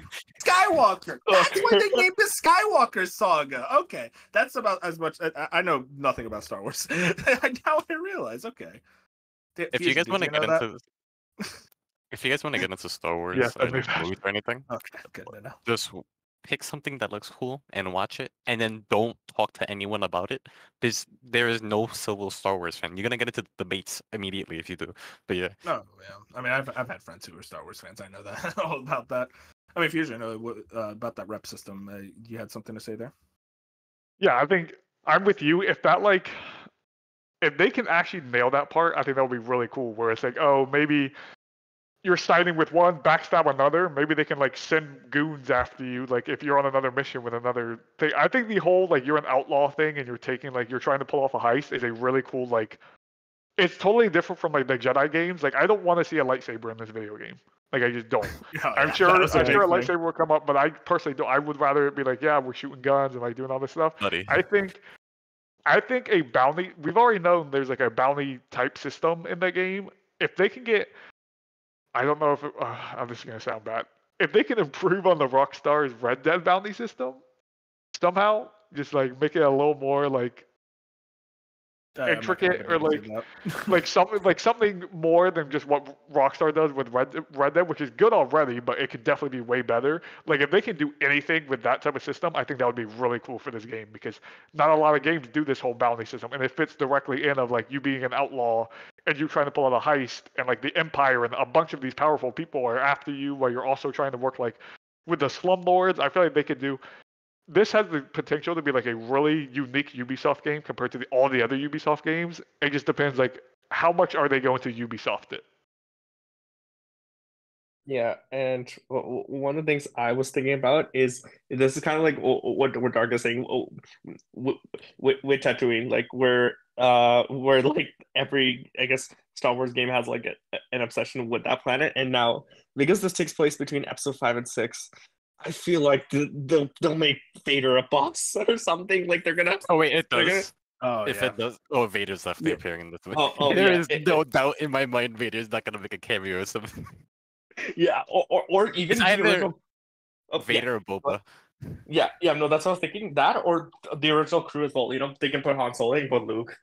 They can do stuff. Oh god, I can see it now. Boba's gonna have some like story critical, like quick cameo, and then it's gonna be all over Twitter and YouTube. He's like, Boba Fett cameo in Star Wars Outlaws, and it's gonna be plastered everywhere, like the week before the game's out. This. Oh yeah, and yeah, exactly. And DLC, it will be like Mandalorian. Oh my god, Nostalgia's a hell of a drug, man. Just a fun fact about the Star Wars movies that this ties into this. There was originally a movie. I forgot who was directing it, but there was a script for a movie that took place that was not tied to anything Star Wars. It was like a brand new, like different new, like planet. No Tatooine, no Luke Skywalker, no anything. It's just brand new stuff. And it got turned down because they wanted it to be connected to Vader and everything. You cannot escape this. This is part of how Disney operates of this. We got some more details to point out here. Shinobi has a lot more. Excited about how far you can manipulate. God bless. Manipulate Sounded the out. various systems in the game. You will visit recognizable places like Tatooine, Kijimi, and Akiva, as well as new ones like the moon Tashira. God bless these names. The team focused on creating compact, dense city experience in Mirogana with lots of activities rather than making it expansive with not much to do. There are shops, arcade games, betting areas, and sabacc tables, the in-universe card game, which, I mean, listen, if it's like Queen's Blood and Rebirth, I'm in. So that'd be cool if we got an in-universe card game. Or like Gwent in The Witcher, which I never played, but I heard people got real addicted into that One one. is really good. Each city has a cantina, which serves as the central area for getting intel and finding work. Rep systems, which we discussed earlier. Your creature companion Nyx can be used to distract guards, take them out, and stealth your way around. Using stealth can avoid your rep taking a hit if you get in and out of places undetected. Disable alarm systems, security cameras, etc. to avoid detection. Choice examples: give damaging information you found on a job on one syndicate versus the other affects your rep, which that sounds like Fallout New Vegas to me, and I really like that stuff. Your speeder can be summoned instantly, feels excellent, and smooth to drive around. You can upgrade your weapons with new abilities to access new areas. I will say a lot of the reading all that gets me much more intrigued by like what this gameplay loop is going to look like. That's why I think the story trail is kind of hard to like make me excited about, because it's like, all right, cool. I'm not intrigued by these characters. Yeah, I need to actually wait till the full game is out to let myself get invested. But I think the most interesting thing is I'm very intrigued by that like dense city like area, because I feel like we don't have a lot of I was about to say like cities in games, but more specifically like compact cities. You don't see those really compact cities like layered on and up. There are cities in games and a lot of games, but they very spaced out types. Am I making sense here? Like I think you're making sense. Okay, thank you. Because like I'm saying it in my head, I'm like, am I making? But like, yeah, I feel like it's very uncommon, because I feel like Rockstar just nailed Los Santos so well that every other game developer was kind of scared to try. And we saw CD Projekt Red really nail Night City. So seeing more compact cities gets me really excited personally. I always like hearing density over like size, especially from a Ubisoft game. Like they're learning, Yeah. hopefully, like because Ubisoft doesn't do that. So like, it's like, yeah, I would rather have. You can make your pause for what I said earlier, by the way. If someone's gonna quote it, but you can, like, I would rather it be like crowded and like different layers, and like I want to feel the verticality in a city compared to just be like, this is a really big city that's just really open, and like every video game city that's out there. So I hope, again, I don't know a lot of the Star Wars lore, so I don't know what the cities in Star Wars look like, to be honest, other than the ones I've played at games and the Lego games. But I really like what they're saying about that, and I hope it does feel like when you're exploring these cities, like there's nooks and crannies, and there's just like different like doorways you can go through, and they're just like there's the back alleys of the cities. I feel like a lot of games don't get like the underground parts of the city, like where you're like going through back alleys and stuff. You don't really get that in a lot of games. There are some cities in Star Wars that is very much Night City from Cyberpunk, like very like that. Yeah. I don't know if they'll be doing that, but given that this is dealing with like thieves and stuff, it would make sense for them to have cities like that. Yeah, I'm trying to remember the name, but like, but also this takes place years later. It was in the Last Jedi. Like, there's that city with the casino. I thought that was really cool, but I don't think they're gonna have that in here. Last Jedi, that's Yeah. the popular one, right? Oh yeah, everyone loves it. Yeah, it's everyone's favorite movie. There was some controversy. I mean, like, I think, oh god, which one of you brought up Reddit? Moon was very much stating how a lot of people seem to be down on the trailer. I mean, it's a story trailer. I don't know what you expected. That's my comment to that. But the other thing that I think actually has a little more validity is the pricing of this game. More specifically, how it handles its deluxe editions and the 3-day early access. Push Square has an article in it. $130 of Star Wars Outlaws under fire as Ubisoft prices increase.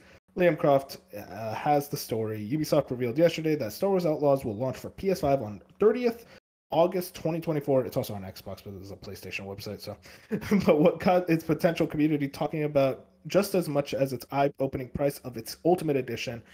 The publisher has slapped a $130 price point on the most expensive version of the game, which gives you access to the game, its season pass, and a bunch of digital bonuses.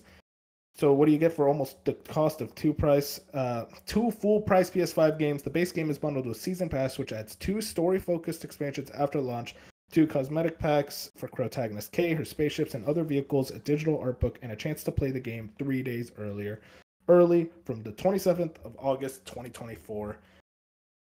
There's a lot of controversy. Do you guys think there's a whole lot of yapping or nothing, or is there like legitimate like frustration with the price of these Ultimate Editions? Well, here's the thing for me is here's how much I don't even buy these big versions of these games. I did not know that was a price increase. I just thought that was the standard price for those gold versions. Oh God. So yeah, this is people just like talking out there as to talk out there. So there is literally, I don't see anything wrong with this. This has been going on for fucking forever. Yeah, it just seems like it's it just seems like a standard thing that Ubisoft has been doing, and I don't know why like people chose now to complain about it when Because it's they new, just recency yeah, bias. of course. And the same thing happened with Dragon's Dogma 2. And a lot of it is like, oh, yeah, well, it wasn't good back then, so it isn't good now. And, like, I understand the complaints, but it's also like, you don't have to just buy the base version. Yeah, and then I'm just confused. I see people complaining about the 3 days early access. It's for people who can't wait for the game. They just want to play it early, spend a little bit more money, they get a couple days extra. Yeah. It does not matter in the whole like So I wanted to bring that up in and of itself. It's a story game. You just play it early. It doesn't. It's not like it's a multiplayer game. Yeah, exactly. You get 3 days. Yeah. Early if you grinding. really can't wait for the game, like me, sometimes I get fucking super ecstatic, and you want to get it early, you just cough up a little bit extra money. There you go. What is the issue with it? I think it's something that's been discussed a lot. I mean, Starfield had it, Suicide Squad, Game of the Year contender, had it. I understand a lot of the complaints about the 3-day early access. Xbox does it a lot too. They do it where They did it if with you buy the Starfield. deluxe edition. They did it with Forza too. If you buy like the deluxe edition, because it's gonna be free on Game Pass, of course. But if you buy the deluxe edition, you get to play it like a week early or something like that. Hey, Fusion, did you say you had a problem with it? Yeah, Which I'm with you, honestly, to be honest. I'm not okay. My problem isn't with the consumers or like buying. My problem is like I understand 3 days. Like I don't care that you're getting 3 days early access on me. I'm more of like, hey, as the company making the game, that means your game could be out 3 days early. Just give me the game 3 days early for your normal price. Like I understand why they do it, and they're like, pay the extra $20 and get the game 3 days early. Madden does it. I've had multiple times in the past where I've bought Madden, a special edition of Madden, to get the game 3 days early. That's multiplayer and that's different. I'm jumping in to beat other people. But on a single player game, I feel like if your game is coming out the 15th, but you can say, hey, you can get it the 12th for $100. No, just put it on the 12th. It's obviously your game is ready on the 12th. Give us it on the 12th. Don't make us pay an extra $30. Well, that's the obviously thing. You don't have to. All games are like ready to go probably a month before their release date, around that, like 3 As to 4 soon as they weeks. go gold, they're ready. Yeah, they're ready. So well, the whole Day one choice patches. of a release date is just a marketing decision to say, this is when we feel our opportune time to release this game to maximize our profits. And that's all it is. It's not because the game's ready. The game is ready like a month beforehand most of the time. So they set on their date, and then they're like, okay, here's our date for everyone. And then here's a date, and then here's the date for people who really want to play it, and we'll fork over the extra money for it. That's all this is. It's not because they're not waiting until literally the day before and then the game's ready. It's like, no, it's been ready for about a month. I think my issue with it just comes down to this slippery slope argument, which I always bring up, is like, it's a constant nickel and dime. Publishers are going to keep trying to nickel and dime their consumers each and every step of the way. Here's the thing. If this means like 3-day early access for all games, like, like a week early access for every like AAA game, and that means no microtransactions in the game, sure, go ahead. Fuck it. I don't care if I get no microtransactions. But that's not going to happen. They're going to still add the microtransactions. I'm not going to say this game has microtransactions before anyone like gets twisted about that. But like Suicide Squad had microtransactions and that had the early access. That's constant nickel and diming. And I feel like it's just going to keep getting worse and worse and worse. And that's why I just think it's fair to call it out and say, hey, as a consumer, I don't appreciate just being constantly nickel and dimed. I like to be able to just go there at launch and say, hey, here's $70. They give me the game. I mean, you that's a can. valid- That's your yeah, choice. you You can can. do that. And the way that you No, explain I- things was like well thought out, and like you explained it good. I've seen people online complaining that this game has a season pass. That's me. They're like, why does this game have a season pass if it's a single player game? This is the type of arguments we're having. It's nonsense. Okay, this is my issue with the season pass. I hate that companies can sell you something before you've ever seen it. This game not out yet. This game is not out yet. It is not out. Ubisoft is the number one. They always do it. They've been doing it for years now with Assassin's Creed. If you're dumb enough, I guess it's more on the consumer that's going to pay $130. But this game could launch in just a terrible spot. It could do there's going to be a time when this happens where they're going to say, hey, here's the season pass for these DLCs.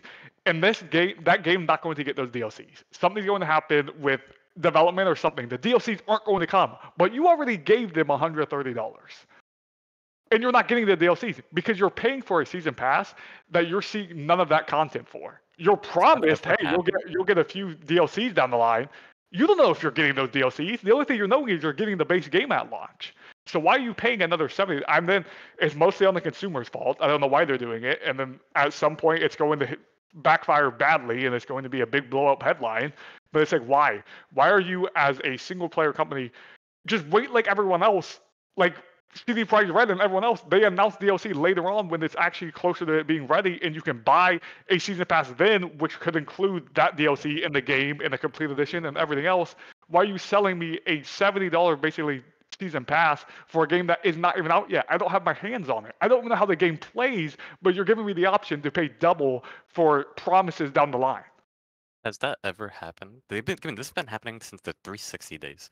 I don't I know. don't I'm know saying the that's single what it will. situation of when this has happened. But like a game that launches badly that has a season pass. No, a game that has a season pass and then the DLC never comes out. What happened? No, to that's Suicide happened. Squad? Did something KOTOR, like that happen? a smaller thing, but like KOTOR got the whole expansion. That was part of the game. They just didn't add it. Well, I'm just That wasn't saying. gonna. Yeah, that's the That's thing. a But that's mod. a smaller. It's not having DLC.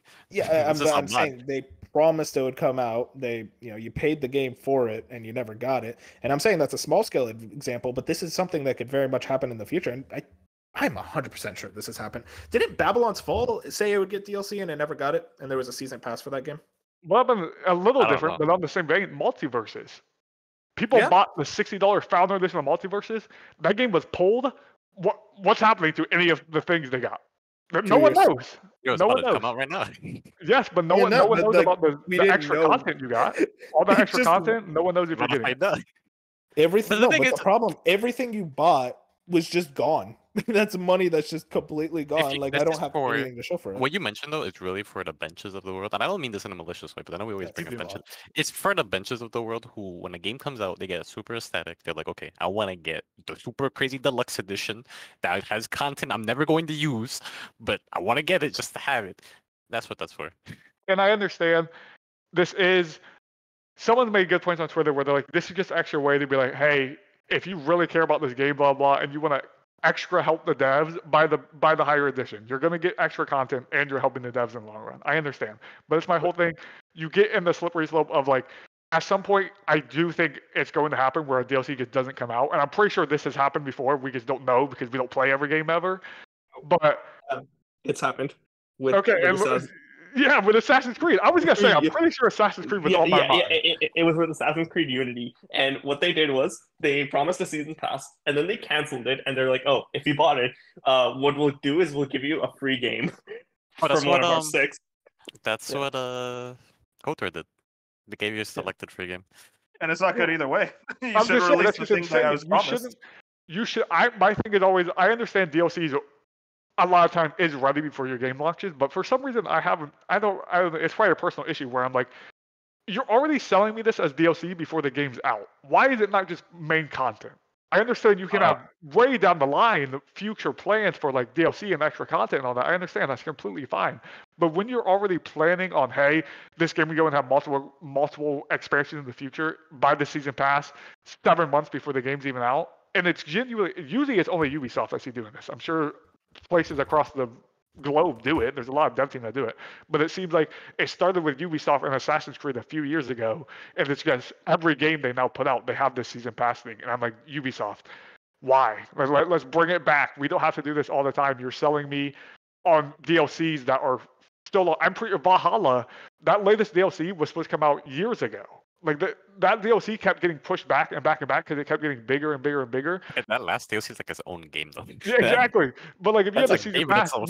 you were thinking you were going to get that a year, 16 months after the game came out, not 4 years. Like you waited so long for that. So it's just so many things where it's like I don't see the pro ever as a consumer. So I'm not even really just blaming Ubisoft or the devs that do it. It's more of like, as consumers, we always complain about certain things in the gaming industry that are like, this is annoying, this is bad, let's stop doing this. But you keep buying them. You keep using your wallet and that's the whole showing thing these people. is the only reason it keeps going is because it's a proven track record. It's all The bitch's common fault. consumer. It's It's the fault, bro. common consumer. We gotta get rid of Ben. She's the reason why. That's why Jet's replacing him. We gotta get someone analytical. Yeah. And they'll be the same people that complain about it. I'm like, bro, stop stop You buying gotta it, stop dude. buying it. Yeah. I mean, I saw a lot of jokes on Twitter where it was just like everyone saw the pricing and it was just like, this is a Ubisoft game. I'll buy it in 3 months and for $20. And that's, I mean, I feel like that's something You that don't Ubisoft have kind of trains it. You don't have to buy a game day one. That's another thing too. Like, just be smart with your And I money. think- you buy. I think Ubisoft is starting to realize that like maybe their game's going on sale for like half off, 70% off, like 2 months after the game comes out. That strategy is not working out for them because the consumers are starting to wise up, and it's like, why would I buy this game at launch? I have no reason to buy it at launch now. So they're trying to nickel and dime the people who do buy it at launch. Which, Yeah, hey, I just mean, partner up with Game there's always Pass. going to be stupid Because Game people. Pass has a lot of games that do incredible. Day one Game Pass if you want to do shit like that. There you go. It's not Yeah, just wait for and- lunch. Yeah, I'm not sure how their subscription is doing, but like personally for someone like me, like with this game, I think I'd be on for like $20 a month just for 1 month just to try the game and then go off. But like I think they're trying to get people to subscribe and play the games, but then forget to unsubscribe. Oh, yeah. That's how It's on yeah. Uplay Plus, man. I'll hide the unsubscribe button. Yeah. I guess just last bit of hype check for Star Wars Outlaws. I mean, like, just on a scale of 10, like, how are you guys feeling? I'm kind of sitting, I'm a real at a like 4. I'm Damn. not interested. I just, these type of games don't interest me. I'm not a big Star Wars or Ubisoft guy, but I could tell why people are excited for it. How are y'all? I give it an 8. And hey, wow. This is 'Cause high up there. from what I've seen in the game, and I'm really You really haven't hooked. seen anything. I thought you No, were no, going I seen, dark. no, I seen the first trailer. I've seen the first. I've seen this. I know what is fucking it's a Okay, thing. okay. And yeah, I just seeing that, and I'm really big into Star Wars. I give it an 8. Yeah. You go ahead, Jeff. Okay. Yeah. I'm thinking because it's Ubisoft, I have to be at like a 6.5 or 7, just because it's like, it's like the game can look good, but I'm skeptical about the game itself or like how it launches if there are bugs and or like some other issue that Ubisoft will manage to come up with. Yeah, I'm at like. Okay, go ahead. I'm at like a 7, basically. I think I'm, which is why I'm surprised Dark was so high. I thought Dark was good, like a 5 or something. But yeah, I'm at like a 7. I think it's coming out. It's weird because it's coming out at a time with, like, I think 3 other really good video games that I want. It's like coming out as like in my February. Like everyone's favorite time of this year so far has been like February, especially if you're a JRPG fans. And like August, September, like those first few weeks of those last few weeks of August, and then that first week of September is like the month I'm looking forward to. Yeah, like there's a lot like Space Marine 2, Stalker 2, Wukong, and then Outlaws are all within like 2.5 weeks. I'm like those are the games I want. Outlaws. You're gonna be taking a nap, Outlaws. My And it's bad, weirdly like Wukong. I see myself somehow getting Outlaws first, which is weird. I don't maybe I'll be Trade maybe I'm me. crazy. Fusion. Oh, actually, Space Marine 2, but I don't know. I'm We'll about to figure it out. say, Stalker, I don't know. Stalker 2 Yeah, Fusion. Stalker is my most excited, and there's Space Marine is a quick second note. But yeah, so I guess we'll find out. it's going to be very hard for me to get it day one, especially with Ubisoft games usually going on sale very quick, especially if it's like late August. Black Friday is 2 months away. Like that thing's $20. Oh yeah. Yeah, just because I'm excited about this game doesn't mean I'm buying it day one, especially when you have Yeah. Space Marine there. Okay. But yeah, it's very much. I am excited. I want one more like gameplay deep dive, but it's the most excited I've been in a Ubisoft game in a while, and I'm more excited about this than the next Assassin's Creed, which seems very odd to me because I love the Assassin's Creed games. And Min, how about you? I'd probably sit around a 5. If once we actually get some like real gameplay deep dives, maybe I could bump it up to like a 6 or 7. But I just know it's Star Wars. It's a Ubisoft game, so I can only be so excited for it. And like you said, it comes out literally last day of August, so it's basically a September game. And Black Friday, the holiday season's right around the corner. It's a big name IP, so they're gonna want to push it during the holiday season. So they're gonna knock it down to like $40 and be like, "Hey, get the big Star Wars blockbuster for 12-year-old Jimmy who's playing with his lightsaber. So get it for $40 for him for Christmas, and that's when I'll pick it up if it's reviews well. Like if it squanders to like a 75, 76 or something like that, I probably won't even bother. Yeah, that's a good game, man. 7 out of 10. So 7 yeah, out of that's 10 are about it. good games. Whoever told you it's not that fucking gaslighting. Bench. I think we mentioned bench more times than we've actually said I've said Dark's name. I think genuinely, shout out Banks, love him. I think when I call a game a 7 out of 10, on his scale, it's a 3. Like he's like, Yeah. if you give a game a Exactly. 7, that's a 3. Not worth his time. He only wants the best of the best. Like, god damn, what the fuck? Listen, man, 7 out of 10s are my beloved. I love that shit. They're so garbage. They're my favorites. But Moving on. It's a 7 out of 10 for bad reasons. Of just like it's a giant open world map of collectathons. Like, no, thank you. I'm a little piggy. Give me that slop. Moving on.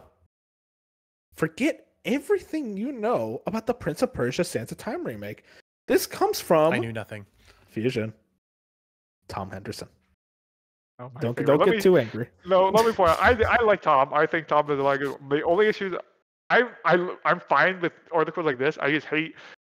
I said it before. I think last week on the podcast. I just hate when certain people especially in the Twitter insider space, will leak things like, "Hey, this game's coming out." Like he already leaked the dang Kingdom Come Deliverance 2. Like they announced yesterday, "Hey, we're gonna announce a new game next week," and he straight up just said yesterday on Twitter, he's like, "Yeah, this is Kingdom Come Deliverance 2." It's like, can they say that, or do you have to say it, man? Like, just let them say it. I'm telling you No, now, I'm he's 100% gonna leak Silk Song when that release thing gets finalized. I don't think he would No, have no. access to Silk Song. I feel like no one has access to Silk Song. Oh yeah, it's not coming out no time soon. Okay, When it does, calm down. You did not see the South Korean ratings board? Come on, man. I did. Rafi, I'm right there with you. I'm fine with like stuff like this where it's a report about a game like completely changing direction, like we're getting insider information there. That makes sense. But like when you're literally telling me the name of a game that's about to be revealed in 2 days, it's like, dude, just Yeah, it's 2 days. Like, I don't understand. It's just like I would rather you be like, if you want to show like you're an insider and you have proof and you want people to believe you, maybe like write it down before it happens. I guess there's a way to be like, "Hey, I knew this was happening."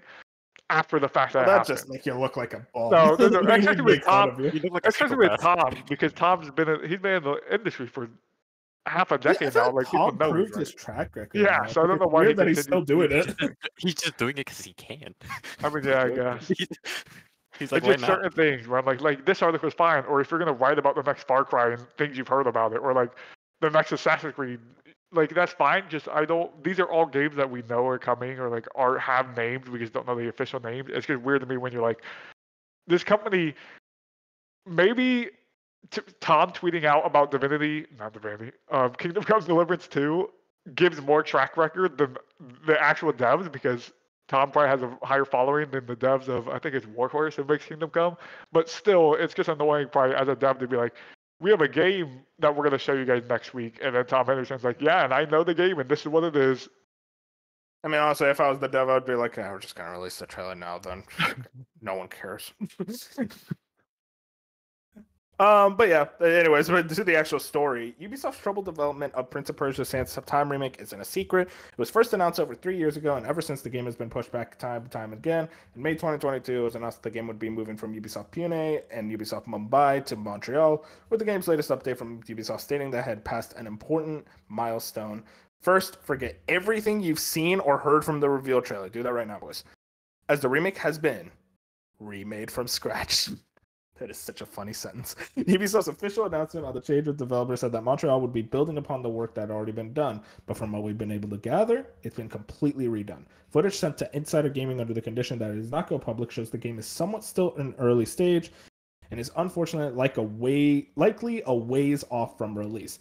Sands of Time Remake's overhaul also includes a more realistic approach, said one source. Everything has been built from the ground up, which includes a complete graphical overhaul, new animations and mechanics for combat and parkour, and much more. One of the most noticeable changes for longtime fans is that Yuri Lowenthal, the voice behind the prince in the original, will no longer be reprising his role, despite him doing so in the original reveal trailer and during the remake's original development. Several sources have suggested that the company could give a prominent update on the project soon, but what it looks like and when it will be is unclear. Now, this is something that we've been kind of talking about for a while, is the Sands of Time remake, which was originally supposed to come out in 2021 of January. Let me tell you guys, I don't think that's gonna make 2021. I don't know if that's a crazy prediction. I don't think it's making it. But it seems like this thing has completely just been restructured yet again and still a ways off. I mean, when does this thing come out is the real question. And also just, when are we gonna see it? I mean, it's possible, like they say in the article, it's possible it gets updated soon, but I mean, when is soon in the gaming industry? Imagine this game comes out and it sucks. Listen, after like all this time, development hell usually means This the game game's better not be gonna be good. fucking good. I feel like Prince of Persia fans are eating actually as of like. No, we are. There's a Prince of Persia resurgence happening. It's a remake of a great game, so if they just kind of stick to the original game, like touch stuff up, like You they're mean fine. like Resident Evil 3? Okay, well, no, I think- Resident Evil 3 cut stuff. I think we see this at Ubisoft Forward. Oh yeah, in June. Yeah. I mean, it is interesting. Like, is it going to be like a full-on like re-reveal, like we fully see the game, or is it going to be a title like, "Hey, we're still alive"? I think gonna you act have as to if- show it. They're gonna act as if the public doesn't know about it. They're gonna hit us with that pragmatic trailer that's like, we're still here, but this ain't coming soon, buddy. Revealing that for the first time, Sands of Time remake. It's like, wait, you guys revealed it already? It's like, no, this is brand new. Yeah, I feel like any game in this type of like developmental hell, I guess you can call it like Kotar remake, with this game that's literally moving from the studios in India to like a 16-hour flight to Montreal. It doesn't sound promising. Like I want this game to be good and come out, but I don't know if Ubisoft feels the same way about their own projects. Yeah, it's just a rough one. I mean, the Prince is having the resurgence, so it should. I mean, if life is good, then it will come out and it will be a banger, along with the other Prince of Persia games. But it's just development hell games. I'm already gonna sit here with a skeptical look, like I don't even know if this ever comes out. I mean, look at Beyond Good and Evil 2. That game, we just don't think it exists anymore at this point. I don't think it exists. We should start placing bets on what game comes out first. Metroid Prime 4, Beyond Good and Evil, Prime 4. Prince of Persia, KOTOR. Ooh, that's what's crazy is that Prime 4 actually seems like the earliest one. Which is just weird to think about. Yeah, well, hopefully we get an update on it soon, like you said, at Fusion at the Ubisoft Forward. Yeah, I think we will. I think that and Splinter Cell people would really like. We'll see. Oh yeah, I hope so. Moving on. Fallout 4. And this actually will transition into our review of the week. Fallout 4, my beloved. Fallout 4 is getting free updates. Fallout 4 upgrades are coming to next-gen consoles. Bethesda Game Studios is releasing a free Fallout 4 update for download on Series X and PlayStation 5. This is from the official Fallout website, by the way. This free update includes native applications for PS5 and Series X, performance mode, and quality mode settings, as well as stability improvements and fixes experience up to 60 FPS and increased resolution, which, by the way, Fallout 4 was a 30 FPS game on console, so that's why they're making a huge deal out of it. Fallout 4 players on PS4 and Xbox One will also receive a free update with stability improvements, login, and quest fix. Updates for PC player. We're also releasing a free Fallout 4 update for PC players. Experience Fallout 4 on the next-gen PC with widescreen and ultra-widescreen support, as well as fixes to creation and a variety of quest updates. Along this exciting update, Fallout 4 will be available to purchase on Epic Games. Fallout 4 will also be Steam Deck verified.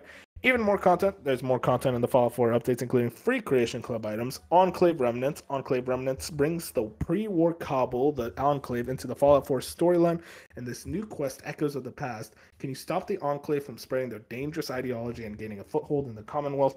Along with workshop items and the Enclave Colonel uniform, we are including the following previously released Creation Club content. A lot of extra stuff there. But yeah, overall, we've been waiting on this next-gen update for Fallout 4 for what feels like forever. Apparently, I think this is supposed to come out in 2022, and it just kept getting delayed and delayed. But it's finally here. Dirk, I think you and me are the only ones who've actually played Fallout 4. Are you going to be hopping into this one? I want to, especially because of the TV show. We'll get into that later. I want to go through all the Fallouts again, and I'm really happy that 4 is finally getting this. They did announce this a really long time ago, and they're also giving they have that I forgot what it's called, but they have that freaking mod, the paid mods, which is really stupid in my opinion. But they're giving out some of those for free now in a free update instead of having to repurchase a whole game like they did with Skyrim that one time. But yeah, I'll be checking it out. Do you think this is kind of like a weird, disappointing, like, oh, this is all you're doing for Fallout fans? You know, after the Fallout show is getting such resurgence, it's like, man, it is crazy to think the new Fallout game is probably years away, especially from Bethesda. I don't believe that. I don't see a world, but I think Fallout's too big, especially with how the TV show is being received and how good of a job that they did with that, and just how the outcry. People are starting to realize, as things look, there's no Fallout game happening for a long time. I don't think Microsoft's gonna let that happen. I don't see Phil just being like, yeah, we're gonna let that sit for like 12 years. Because That's he's insane to me. Like, you have to really something is gonna happen. It's either gonna be remakes of the older games, which I'm all for if they're good remakes, or get a side team. Obsidian could actually do something for what, like, you know, makes Let them do it. I listen. That's 10 times more interesting than an Outer Worlds 2. I don't care what anyone fucking says. I agree with you. Listen, that IP is fucking dog. No, I'm kidding. I don't know But- about that part, but No, it's fine. Outer Worlds is fine, but like, come on, Fallout is way bigger and more important. That's not even like saying that's a fact. you don't And I even just- have to do Fallout 5. You can wait the 12 years for Fallout 5. Give something like a New Vegas or something Yeah, else. exactly. Like a Fallout. I don't know, San Diego. I can't think of another city like New Vegas, but Fallout like, Texas. dude, that's what I want more than anything is a Fallout game set. in Yeah, Fallout Texas. Texas would be crazy. I would fucking kill for that. Future, does this get you any more interested in checking out Fallout 4, or you're like, that boat sailed? It failed a long time ago. Okay, you hate video games? No, I'm kidding. I get it. I've Trust me. never played a Fallout really, and if I would start with any, it would be New Vegas. Respect. I mean, 4 is a game I like. I have a lot of nostalgia for it, and I still like Fallout 4 a lot. But it is like, the more time has gone, it's like, damn, that is a flawed ass video game. A game I love, but it's flawed. 4 was my entryway into the series, and I fell in love with it since. I'm really positive on 4, but not just for nostalgia and all that. I'm higher in the game than most other people. It's just I don't like that main quest. Like that's the big thing for me. But yeah, Fallout 4 next gen update. If you're ready for it, scream hell yeah! Hell yeah! Hell no. I'm not screaming, bro. It's just too late for this. Oh, Also, God. I did start Fallout 4 twice, and I lost interest twice. All right, man, you're a special case. I don't care. I care about. No, I Carter. think That's what I don't think I am. My brother really likes it. He tried to get me into it when I was like, I don't know when the game got out. I mean, it's not. It's Elder Scrolls of 2015, guns. dude. It's if you're into that, there you go. Also, I mean, it's a big game. Like Fallout 4 sold Yeah. like 13 million units. It's not like a small IP at all. Why am I? You defending just don't Fallout click 4? with you. It's fine. I don't even. I like Fallout 4. Fallout 4 is a great game. Speaking of Fallout, yeah, thank you, Bernard. Thank you. This is why you're my favorite. Not bench. Jeez. Moving on. Speaking of Fallout, I just wanted to bring this up. The Fallout TV show, as we mentioned earlier, came out, and the Rotten Tomatoes score, which I know isn't the best metric for anything, but hey, in this case, maybe they got it right. Who knows? Sitting at a 94% on the critics and 85% for the audience. Very highly rated, and everything I'm seeing about this show, people are extremely positive. It's everything that a video game adaptation could do. I guess I'll just ask right off the bat. I mean, are y'all checking this one out? I mean, I've been watching it. I'm busy with Invincible. I can't watch it right now, but I'll That's wait. based. Watch. This is the second best video game adaptation, following The Last of Us. Twisted Metal. Oh, come on. Mario movie. No, the Mario movie doesn't count, because the Mario movie is just based off of Mario. The Last of Us is an What? adaptation, and the straight up you can watch The Last of Us and you know what's gonna happen in the game. Like, I feel point like to you could point. say that about. You could say Fallout is Yeah, in the Mario thing too, though.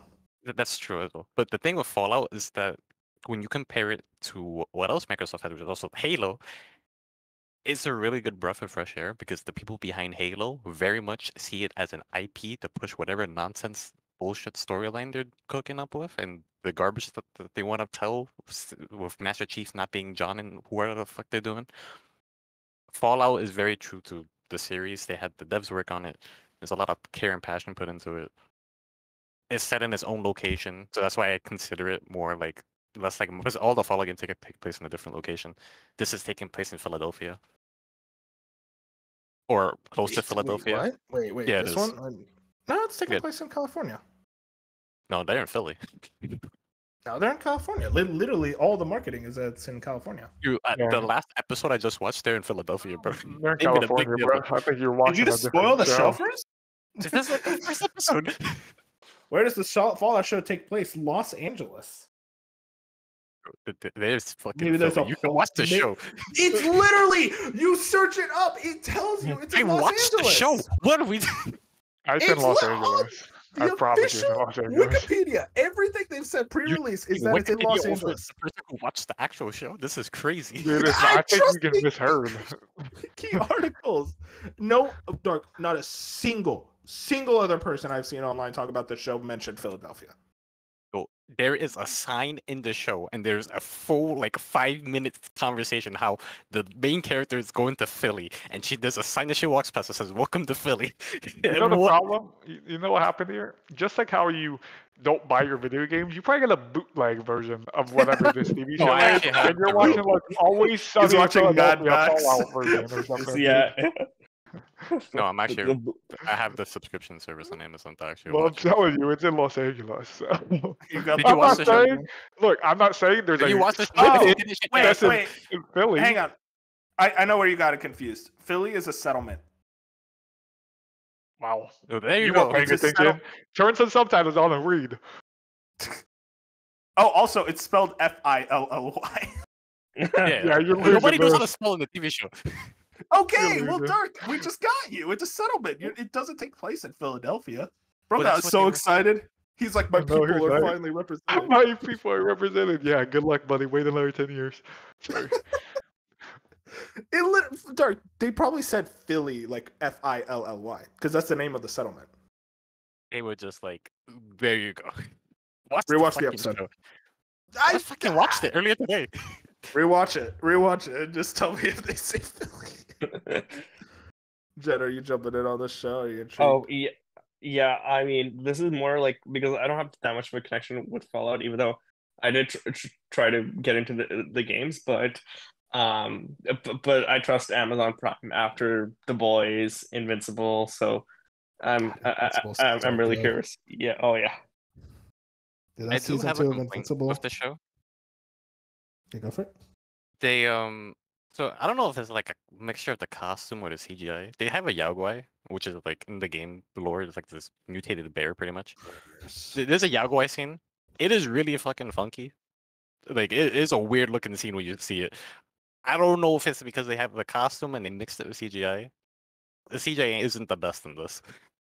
They also had it where someone in power armor was like using the jetpack and floating around, and it looked really goofy. Was there not practical effects? I don't know. Like it's really hard to describe. When you see it, you'll know what I'm talking about. Yeah, that's okay. Some of the effects are not the best. But outside of that, it's a really good show. That's usually the case. I'm gonna check it out. I'm excited for it. I love Fallout and any more Fallout. Because God knows I'm gonna be waiting a while for that new game. God bless. Maybe not. Maybe the rumors of the Fallout 3 remake are real. I hope so. The closest you'll get is Fallout London or whatever that new mod that they're making. Yeah, So, it's coming out if you wanna- 2 days before the Fallout 4 next gen update. Yeah, so the But you funny thing know is, it's it's not gonna break anymore. it. No, yeah, it's Oh, getting delayed. They delayed it because smart. they know that the mods are gonna break it. Bethesda thought they were slick too. They were like, "You're not doing that." I don't know how long the delay's gonna be, but yeah. Probably just they're gonna wait till the update comes out, and they're like, "Okay, it doesn't mess everything up. We can make this work." But yeah, that's everything. I think we're ready to end the podcast, boys. I think we're ready to end the podcast, boys. Is it We'll my time die. to shine? I think we're ready to end the podcast, boys. My time to shine, he says, like 20 minutes late. Yeah, goddamn. I have to do this thing called unmute my mic Actually, that long probably. ago, you might goddamn. He's because got I a was professional laying mic. back. Yeah, he was relaxing on the Persona talk. Okay, get us Oh. out of here. All right. So I hope you guys enjoyed. Let us know in the comments if you are looking forward to Star Wars Outlaws and where is your hype rating for that. So You make guys sure to like, support us? Let us know. so make sure to like, comment, subscribe, all that good stuff, and we will see you guys next week on the next episode. And we'll also be sure to tune in because we'll have another new episode of A Slice of Anime this upcoming Thursday morning. So be sure to tune into that as well. I have been Moonlight150. This has been a Slice of Gaming podcast, and we'll be seeing you next time. Say bye, everyone. Slay the spire, slay the spire. Go, Shout out go, BAFTA. go. Go watch 5-0, X-Men. Baldur's Gate 3 surpassed Elden BAFTA Ring. sucks. No, you bitch! I didn't make the rules. You don't I bring just read up the my headline. father into this conversation, Fusion. No one brought up Elden Ring.